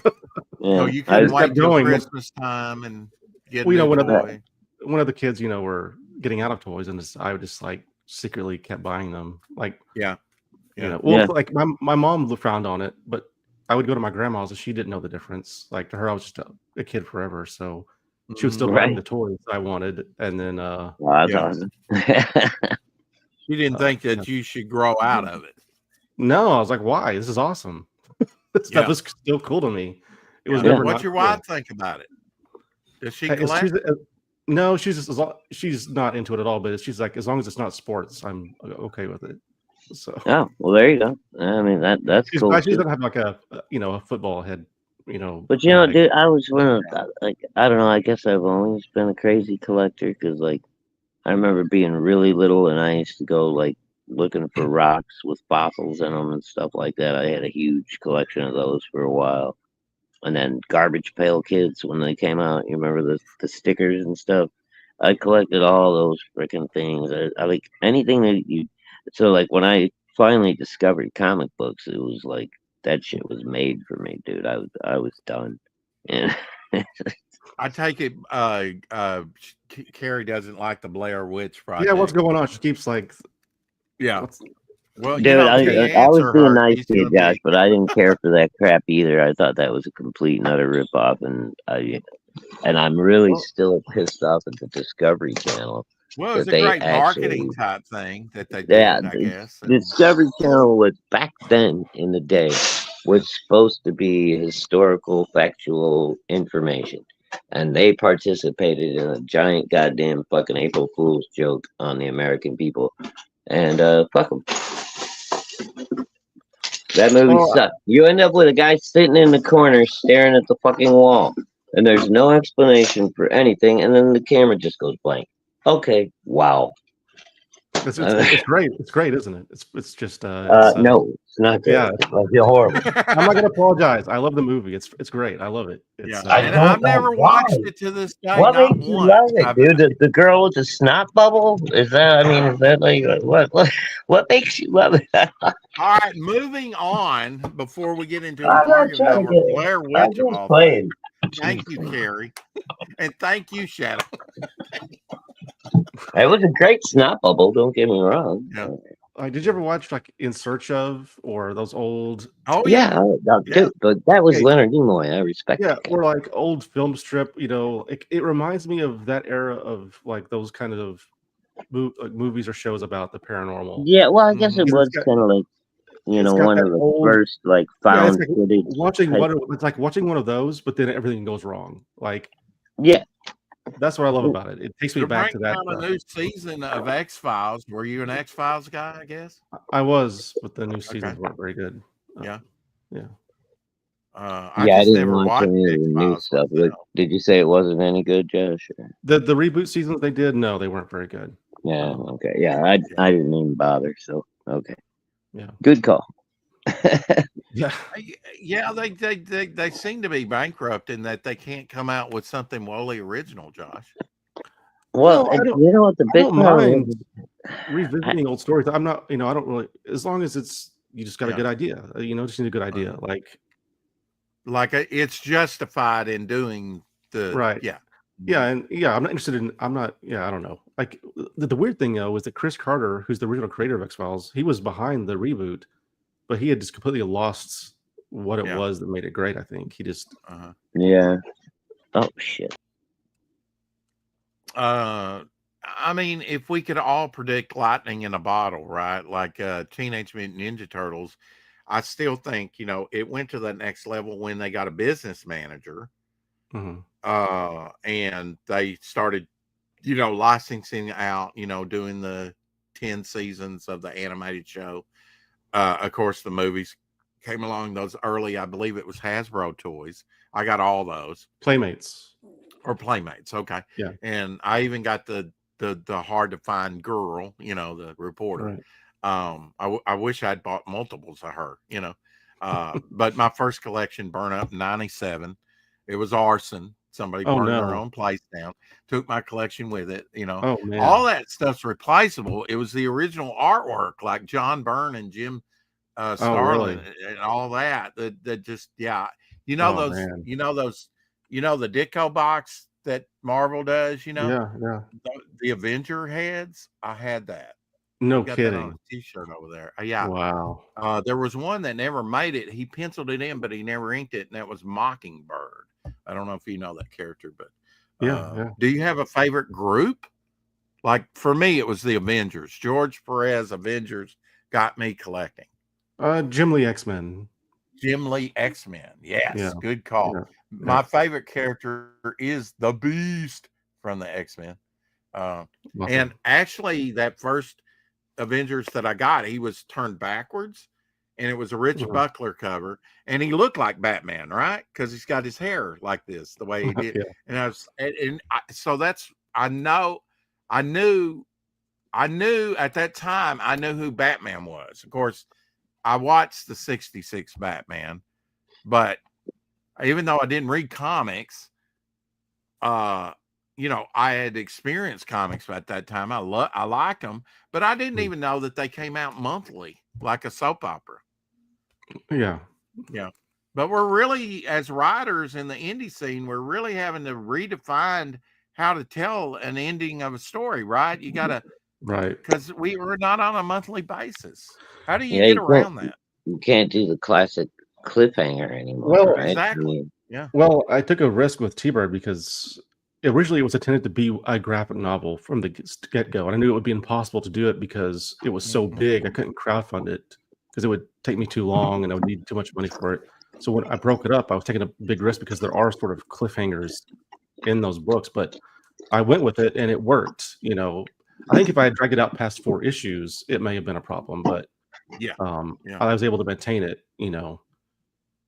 And hence your 5th issue is kind of like just a standalone. Sort of, yeah, right. And so, what is the definitive artist for you on Batman? You said Batman probably your favorite character. Is it Jim Lee or is it somebody else? No. I would probably go with the first guy that was on the book when I started reading was Norm Brayfogle. Oh, Brayfogle was good, dude. Yeah. Tank Ferret used to know him, who's out there in the chat. Oh wow, really? He knew Julia Schwartz and a lot of those guys. He actually got in a lot of people say Jim Aparo. Of course, there's He's been great. a lot of Jim Aparo is another one of my favorites, dude. I Yeah. love Neil his Adams. There's Marshall Rogers. I like his run in the mid '70s. Um, what's his name? Tim. Mike Grell, maybe. I don't know. Did Mike Grell do Batman?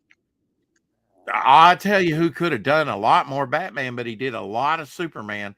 He did a Killer Croc issue where Batman goes up against Killer Croc, and that's Dan Jurgens. And in fact, I told him back in 1985, I said, you need to do more Batman. I'd love to see more Batman out of you because you're a great Batman artist, And he only did maybe the one issue that I know of.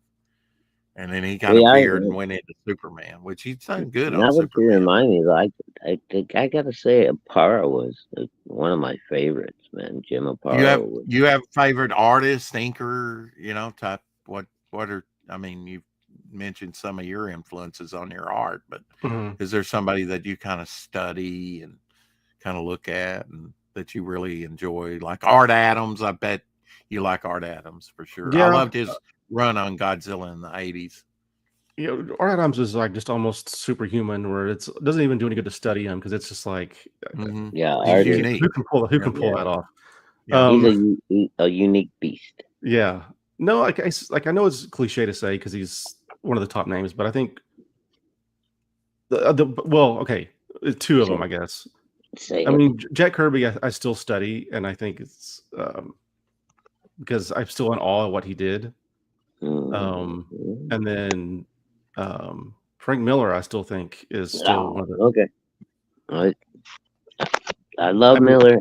I don't know about what the stuff he's been putting out lately for Marvel is about. I think that's kind of him giving a finger to Marvel. But I see it a little bit differently. I mean, I know he's an older guy, and he's always no. Look, let me finish though. He's always at the top of his game, but I'll say this though. Yeah, stuff looks weird and messy at times, but I'll take that over almost 90% of whatever Marvel's publishing in their main books because at least it looks alive. It looks like it's real art. I'll give you that, bro. I'll give you that. My problem is I'm comparing it, to his older work. No, yeah, of course. And it's just like in my head, it's like I can feel, and I know he's got health issues and all that kind of stuff. But at the same time, I figure, if Marvel is willing to pay him outrageous amounts of money to do, whatever covers because they know they're going to sell, I'm not going to buy them. But more power to Frank, dude. Get all that money. Get it all. We got a question from Carrie. Josh, when you're writing and drawing, do you have some music or a podcast or something in the background? Yeah, always. Both. Depending on the right? Yeah, depending on the mood. Yeah, he should be listening to the 4 o'clock shadow daily. A lot of people do that. while they're traveling or working. I guess I'm gonna have to. Yeah. Just if you're not sub, put it on the background. So Black Harvest for filling right now. How did you do on that? Was that crowdfunded? How did you do that? Do you have a website or a link tree or something that you can direct people to? Yeah, if you leave a comment in my chat, I will rent you, and you can come in and drop all the links you want, Josh. Okay. When you want. Yeah, it's it was I did it through Kickstarter, and then you can go to X and get all my links. Okay. Carrie says he's got to follow up. Okay. Next question: what music or podcast gets your creative juices flowing? Okay. So as far as podcasts, I listen to a lot of like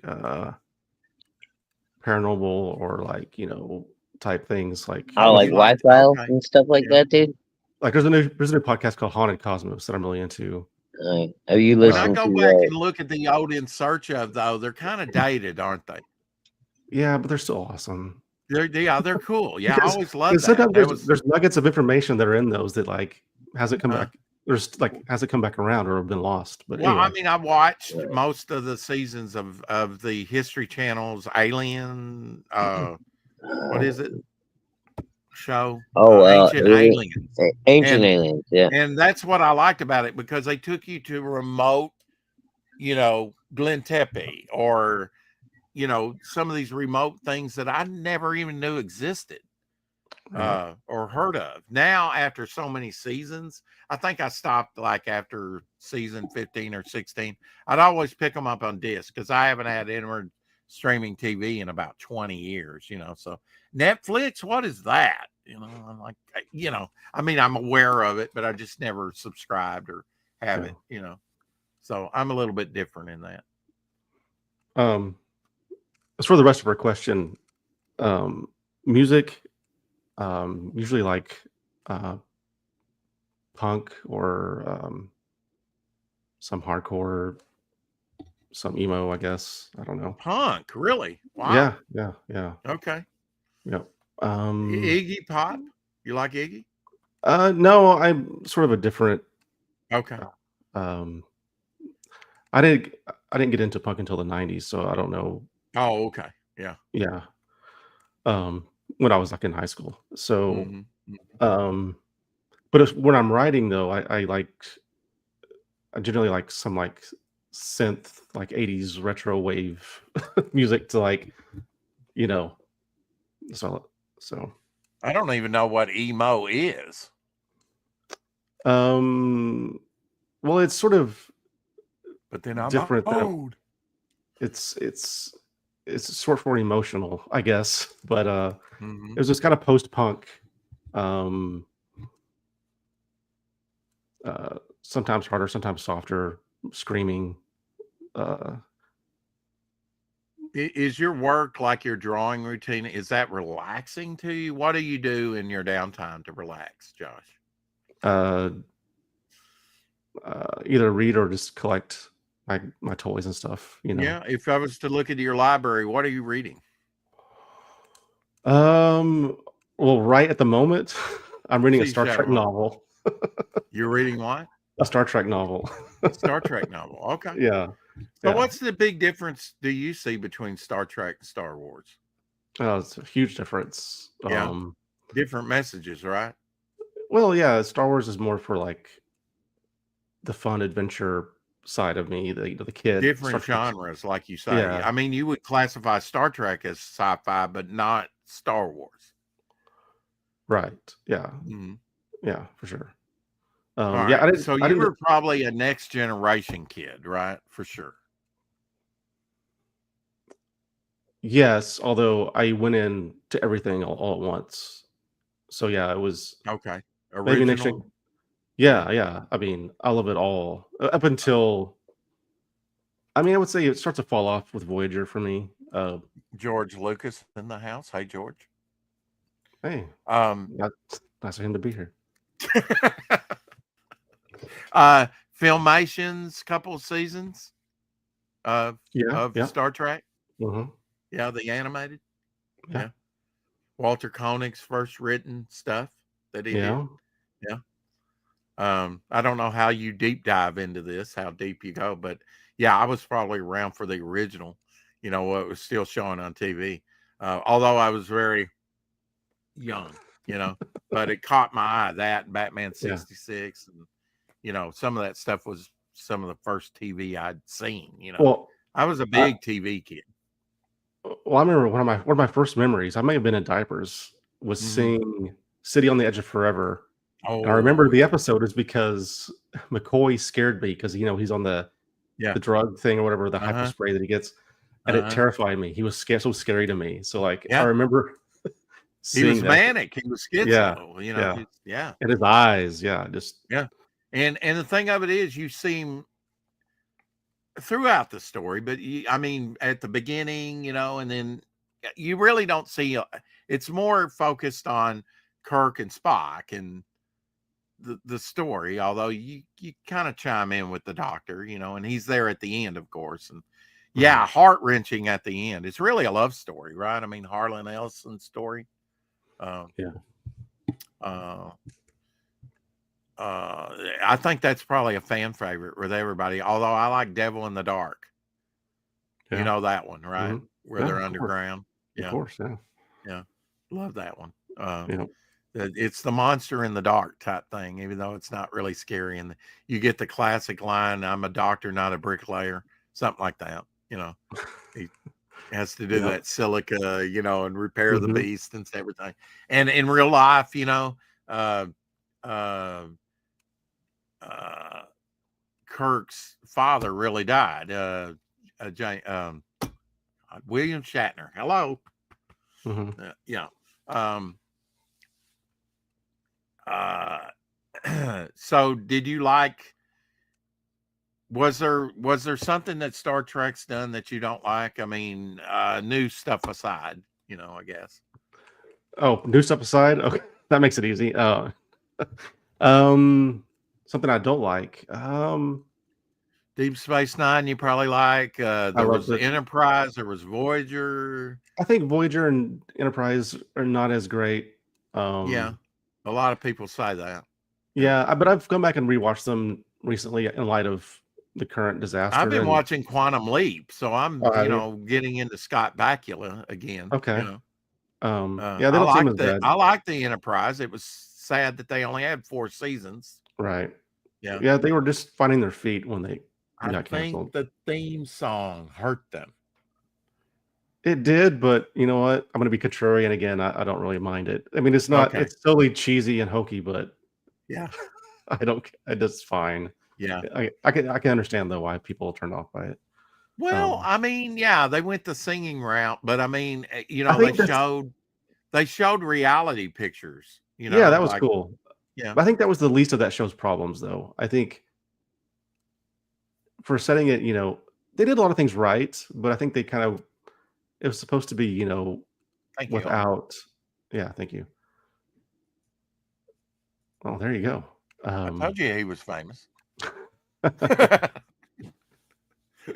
wish it had been a little bit more primitive, because like it was supposed to not have transporters and everything, but then they start using transporters like pretty quick, you Mhm. know. But anyway, it's a whole nother discussion. I mean, Mirror, Mirror, and all that. When you mentioned transporters, I immediately went to, there have been some transporter accidents, and then and I mentioned Forbidden Planet. That was actually inspired Gene Roddenberry. Yeah, Now, I don't know if you're a Western guy at all, but he wrote a lot of Westerns before right. Star Trek. In Yeah, fact, that's how he sold the show, right? yep. Wagon Train to the Stars. Wagon Train to the Stars, yeah.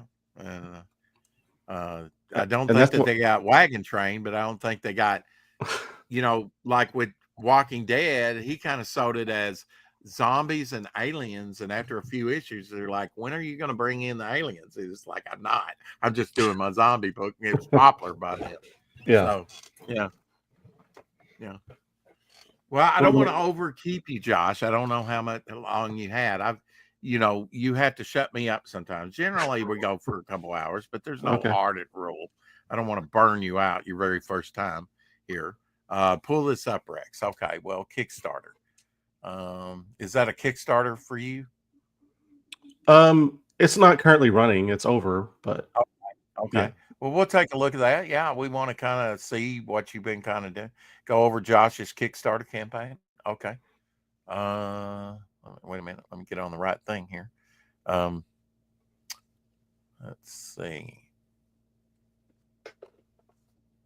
I'm grateful for you coming on, Josh. Let's let you know. Thanks for having me. I know you've not been that outgoing on the streaming circuit. Well, if I get invited, I'll go. I don't invite myself or anything like that. Yeah. So.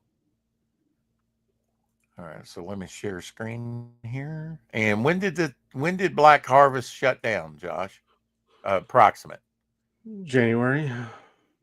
In January. Okay. Yeah. So start of this year. Yeah. Yeah. Okay. There we go. Oh yeah, I have seen this. Absolutely. Yeah. Now you've probably done all platforms except maybe Fund My Comic, right? You've been on Indiegogo as well. Yeah, I need to try that one out. See how it goes. Oh yeah, I did. That's where my book is, and I think it's cool. Yeah, let's play the trailer to this. And yes, I apologize for the ViewMaster view of it. That usually happens, especially over on Kickstarter. Search underway for a 16-year-old who went missing. Need your help in looking for a missing Frantic teen. search for a teenager is under. A strange sight in the sky Mystery last night. lights in the sky These Monday night. large bright lights in the skies.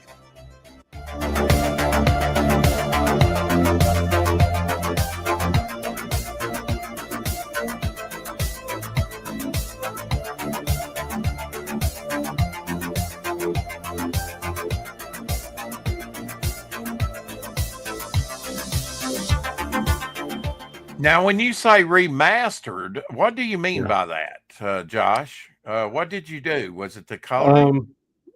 It's a little bit of everything. I went and redrew some pages. I Mhm. fixed some panels. I recolored almost every page, not from top to bottom, but I would go and like enhance colors or brighten things up because like the original version Okay. came out very very dark because I guess I was using primitive monitors back then because it came out in like 2005. Okay. All right. So yeah, it needed some work. So yeah, and it's been out of print for quite a while. So I wanted it to be available again. So this is early artwork from you, right? Yeah. I mean, yeah. So I'm Yeah, sure so, you've like- leveled original. Okay, here we got a comparison. There you go. Yeah. Now I'm not you seeing do it. your own coloring, right? Yeah. Or do you? Yeah, I do. You do. Yeah. Okay. Mhm. Yeah. You see the difference between you and me. You grew up with computers, and computers were just coming out. I mean, literally, like the first Apples. And I was Right. telling Omer as a joke, but I was telling the truth that I started on BASIC, programming BASIC, back in the Mhm. 80s. Right. So it was archaic, and slow. And our first computers in school were like Apple computers. And I went back on a reunion, our 10th year reunion to our school. And the pre-K kids had computers. It blew me away, how things had changed. Right. So like Josh said to Shadowhawk, that if you're interested still in this remastered version or something else that Josh has, just DM him. And do you do a lot of conventions? I do see you post things about conventions, Josh. Not as much as I used to. But I am this year. I'm doing San Diego Comic-Con, and I will be at Dan Mendoza's Steel Eel Con. God, that's a big one, San Diego Con. Where are Yeah. you local? Are you out in California? No, I'm in Texas. You're in Texas. Okay. All Yeah. right. That's a big state, though. Yeah. No, I've been Yeah. doing Comic-Con since 2003. I've only missed a couple of years, but I've tried to do it every year. So where are you located? Where are you located? I'm in Northeast Arkansas, and Shadowhawk's like right outside of Chicago. I lived in Arkansas. I have lived in family Arkansas? Yeah, I have family there. do? Yeah. You got family. Okay. Yeah. Can I ask where in Hot Springs? Arkansas? Okay. All right. My children grew up in Hot Springs. Yeah. Oh yeah. And still live down there. My daughter lives down there. Oh wow. Okay. I don't know about the other two that I adopted if they live down there still, but they grew up down there in Hot Springs. Yeah. Okay. I was born in Little Rock myself. Oh really? Okay. And see, it's wild. My sister contacted me a couple years ago, and I'm adopted. I didn't even know I had a sister, and she lives in Russellville. Okay. Yeah. Our claim to fame is Bill Clinton. My God. Okay. Yeah. Yeah, I'm about an hour out of Memphis. I guess you probably went over to Memphis sometimes and got some rendezvous or something, got some barbecue, or I've never been to Graceland myself, but no, I never made it over there. But yeah, you never did. Yeah, No, no. you probably went to Little Rock then for your thrills, right? If you were in Hot Springs. I mean, Yeah. Hot Springs is. I actually honeymooned there once.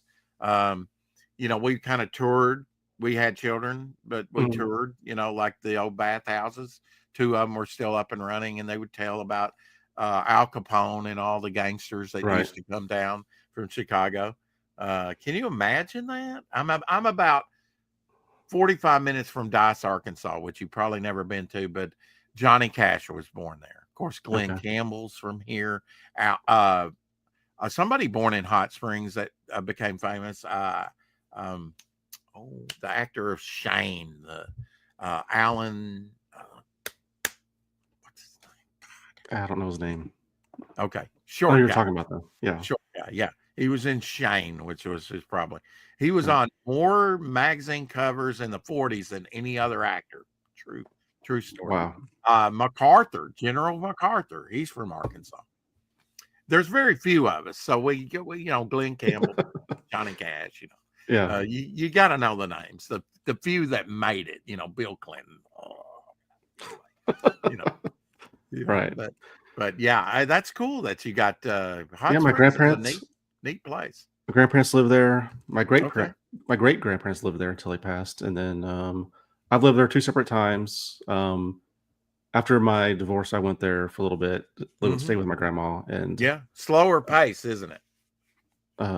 yeah, but Well, I don't know. You're in Texas. I don't know where you are in Texas, but I'm in Arlington. Arlington. So right yeah. Wow. Yeah. That's big city, right? I mean, yeah. I mean, it's in between Dallas and Fort Worth, so it's not quite Okay. Dallas. I've Not been quite to Fort Worth. Houston, never been to Dallas. I know that's where Mark Largen is that does Star Trek, but we got somebody in the chat that's from Plano, Texas. I Okay. visited Plano, Texas back in the day when it was nothing but farmland. Now it's kind of grown together Yeah. with Yeah. I mean, it was nothing but like soybean fields and stuff, the part that I visited back. But now that was like in 69, 70, Oh, I think wow. 1969. And a cool story is I was like 4 years old when I went or whatever. And the car that I went in, my aunts on it. It was like 3 aunts, and I don't think they ever got married. It's like the little old lady from Pasadena. Mhm. And that car, when I took it over, because it was my brother's first car, and then he graduated and got something else, and it handed down to me. It was a 67 Cutlass, white with red interior, and no power brakes, no power steering. You put that thing down, Right. very hard to steer, and but that's what all cars were before power steering. Thank Yeah. God for power steering, power brakes. You don't know till you've driven one of those antiques. But that became my first car. That was one of my first field trips anywhere in my life. We went to Plano, Texas to visit some of their cousins out there. Uh-huh. They had a pear tree. I snuck out early in the morning and got me some pears, and hornets were all over the place. I could have, you shouldn't have done that. You could have got stung and all that. Saw a horned toad for the very first time. And the only Wow. time, really, in real life. Their eyes bleed when you capture them, Yeah. Yeah. How long you been in Texas? Do you like it? I've been in Texas my whole life. I moved to the Okay. Dallas Fort Worth area when I graduated to go to art Uh-huh. school. I've been here ever since. Yeah. Did you go to So college for like graphics and stuff or anything? I went to art school for a couple years, but I Okay. dropped out. I didn't graduate. Yeah. Yeah. Any other major? How did you stumble into this and that you thought comics would be a cool thing to go into and actually start making yourself? I know you like to read them. Well, I was always drawing and being creative. My parents just kind of encouraged it, and until I saw Batman in '89, I thought I was going to be a director. That's what I thought my outlet was going to be. Oh, wow. Yeah. And then once I saw that, I was like, no, I'm already drawing, and now I'm discovering comics, and it's awesome. And I went and started drawing my own comics like right after I saw that movie. Like immediately, I started drawing, making my own characters and stuff. I kind of just knew that's what I wanted to do. So, okay, yeah. I see a lot of connection between film and comics. Yeah, there is. I You know? mean, yeah, you're kind of doing it all, you Yeah. know. Well, I mean, you got certain acts right and the Right. pacing and Yeah. yeah. Is there any directors that you just really like? David Lynch. Yeah. Well, Yeah. I know you mentioned Twin Peaks earlier, and Right. he did that, right? Yeah. Yeah. Yeah. Yeah. Blue Velvet. That was one that they were talking about when I was in college. You were very young when that one came out, but Yeah. early '80s. But Eraserhead. Yeah. Uh, uh, what's some more Mulho- David Lynch stuff? Mulholland Dune. Drive. I love his Dune. Dune is Uh-huh. Mulholland I Drive. think Lost that's Highway. I think for me that's the definitive Dune. That's what introduced me to Dune. Have Yeah. you watched the new Dune? Couple seasons, or was it 2 movies or 2 seasons or 2 TV thing? I movies, know. and there's a season that's like a prequel. Yeah. Okay. Did you like that stuff? I didn't like the new movies. No, not really. Okay. Okay. I mean, they're well What's done, but real quickly, what went wrong with movies? I mean, some of this new stuff, like with Star Trek and Star Wars, and you know well, what's kind of. I mean, is it just the woke stuff? What? look, What's kind that's of obviously a problem, but I don't think it's all bad. I don't think it's as. I think there's a lot of good that's getting overlooked. I think people are on this right? like train of throwing throwing the baby out with the bathwater, and I think if we Yeah. don't talk about the good stuff and acknowledge the stuff that actually is good, then like I think all the criticisms kind of fall flat. I mean, because I think last year I've talked about this on my Twitter and stuff. Is that I went to the movie theaters more last year than I have in like 20 years. Um, Okay. there was just a lot of good stuff last year, like that. Some got overlooked, some got ignored or just hated just out for I don't for whatever reason. But I don't know. I think this look. Obviously, there's a lot of crap. There is a problem, but I think there's Mhm. people trying to do good stuff still, and I think there is a course correction happening.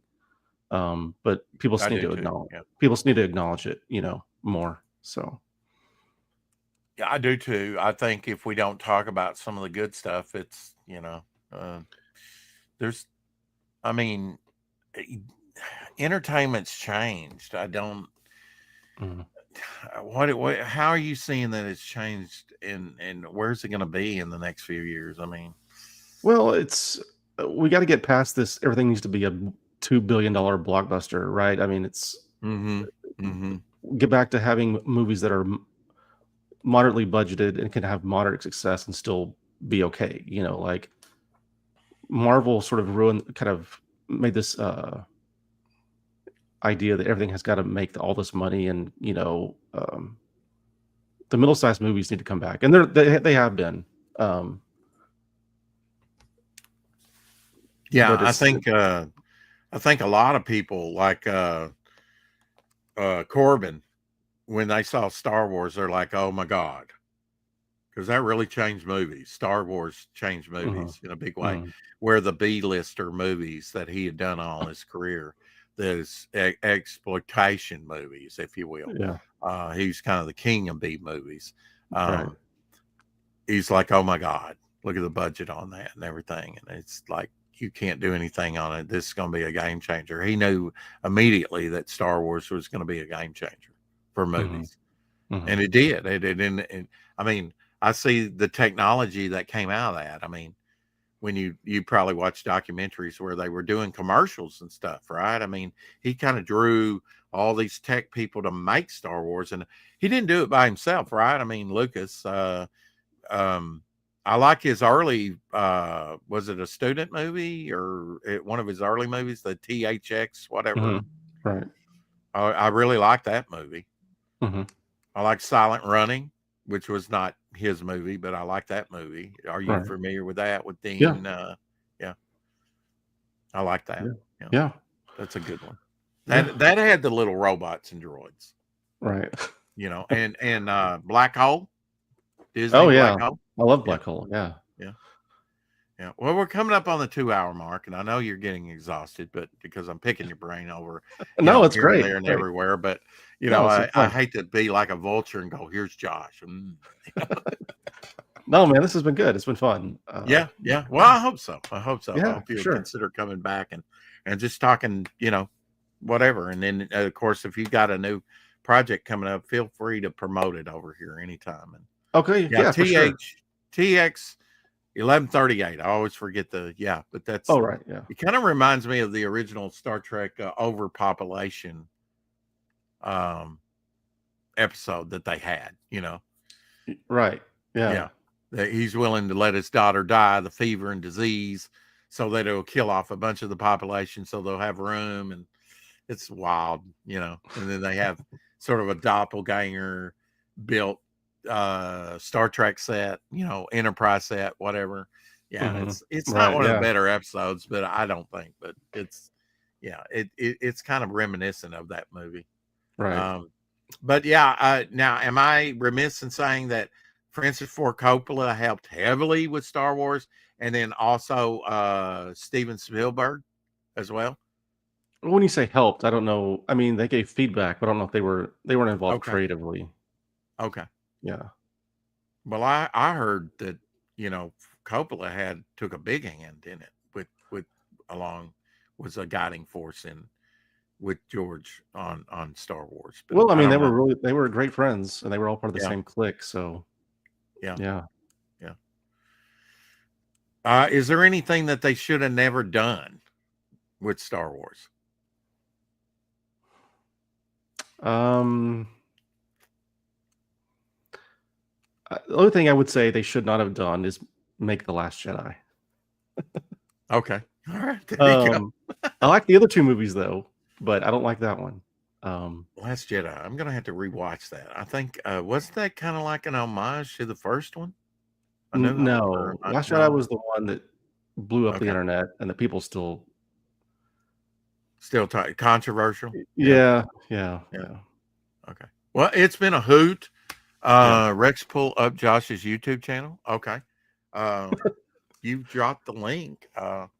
He likes to do that on his channel, is pull up everything. Usually I'm more on it. I'm sorry I didn't have more information, but now that I have your link tree and everything, where is I actually stopped on YouTube. My YouTube is it's How Rad Media. My YouTube is How Rad Media. It's not under my name. So okay. Maybe you can find that. Because I would like to subscribe to that too. Last Jedi was Shiite. Tree Goblin says. Yeah. Hey, Apex Comics in the house. Hello. Oh, there we go. I think that's it, right? There it is. Let me bring that up before we get out of here then. Thank you for that, Omer. Appreciate that. I definitely will subscribe. I like to have a place to go. 240 subscribers. Wow. That's kind of nice.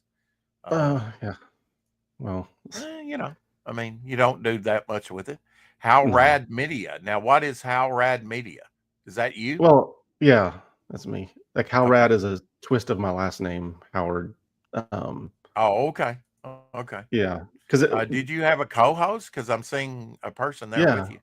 Just a friend. Okay. Yeah, we just do mostly talk about movies and stuff. Like we reviewed like all of Twin Peaks. We reviewed all of Star Trek Picard season 3. We've talked about Star Wars a lot. Just according to Omer, you're a rock star comic creator. Oh, thank you. Yeah. Well, again, thank your wife and your family for us as well, because your time is valuable. Thanks for taking out a couple hours to talk comics and pop culture and about your stuff. And we'll have to do it again.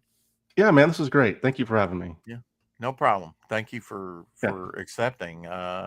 People that don't know you should get to know you better in your work, and hopefully you'll check out his link tree and all those other links that that'll lead you to his projects, and back Josh's projects where you can. And like you say, if there's something you're interested, whether in Black Harvest or Dead Harvest, or you said Eve, something about Eve you're working on. If you're interested in any of that, hit him up, DM him, subscribe to all his sites, and show him some love. Thank you, sir. Josh, it's been a real pleasure. Likewise. Thank you. And I love seeing some of your collection. Thank you for showing us those few items. That was cool. Keep collecting. We'll see you again here tomorrow, where it will be Shadowhawk's birthday. We will have on Dionysus, who is going to be the cover and back cover artist on my new art book, which is up on Fun My Comic right now on Devil Flyer. Check it out over there on Fun My Comic. We've got a new trading card set, new art book, and what else? New sticker book, which is based on the old Marvel Value stamp book that they had back in the Bronze Age. There are different ages of comics. Some of them actually have a smell to them. So keep collecting, and we'll see you later.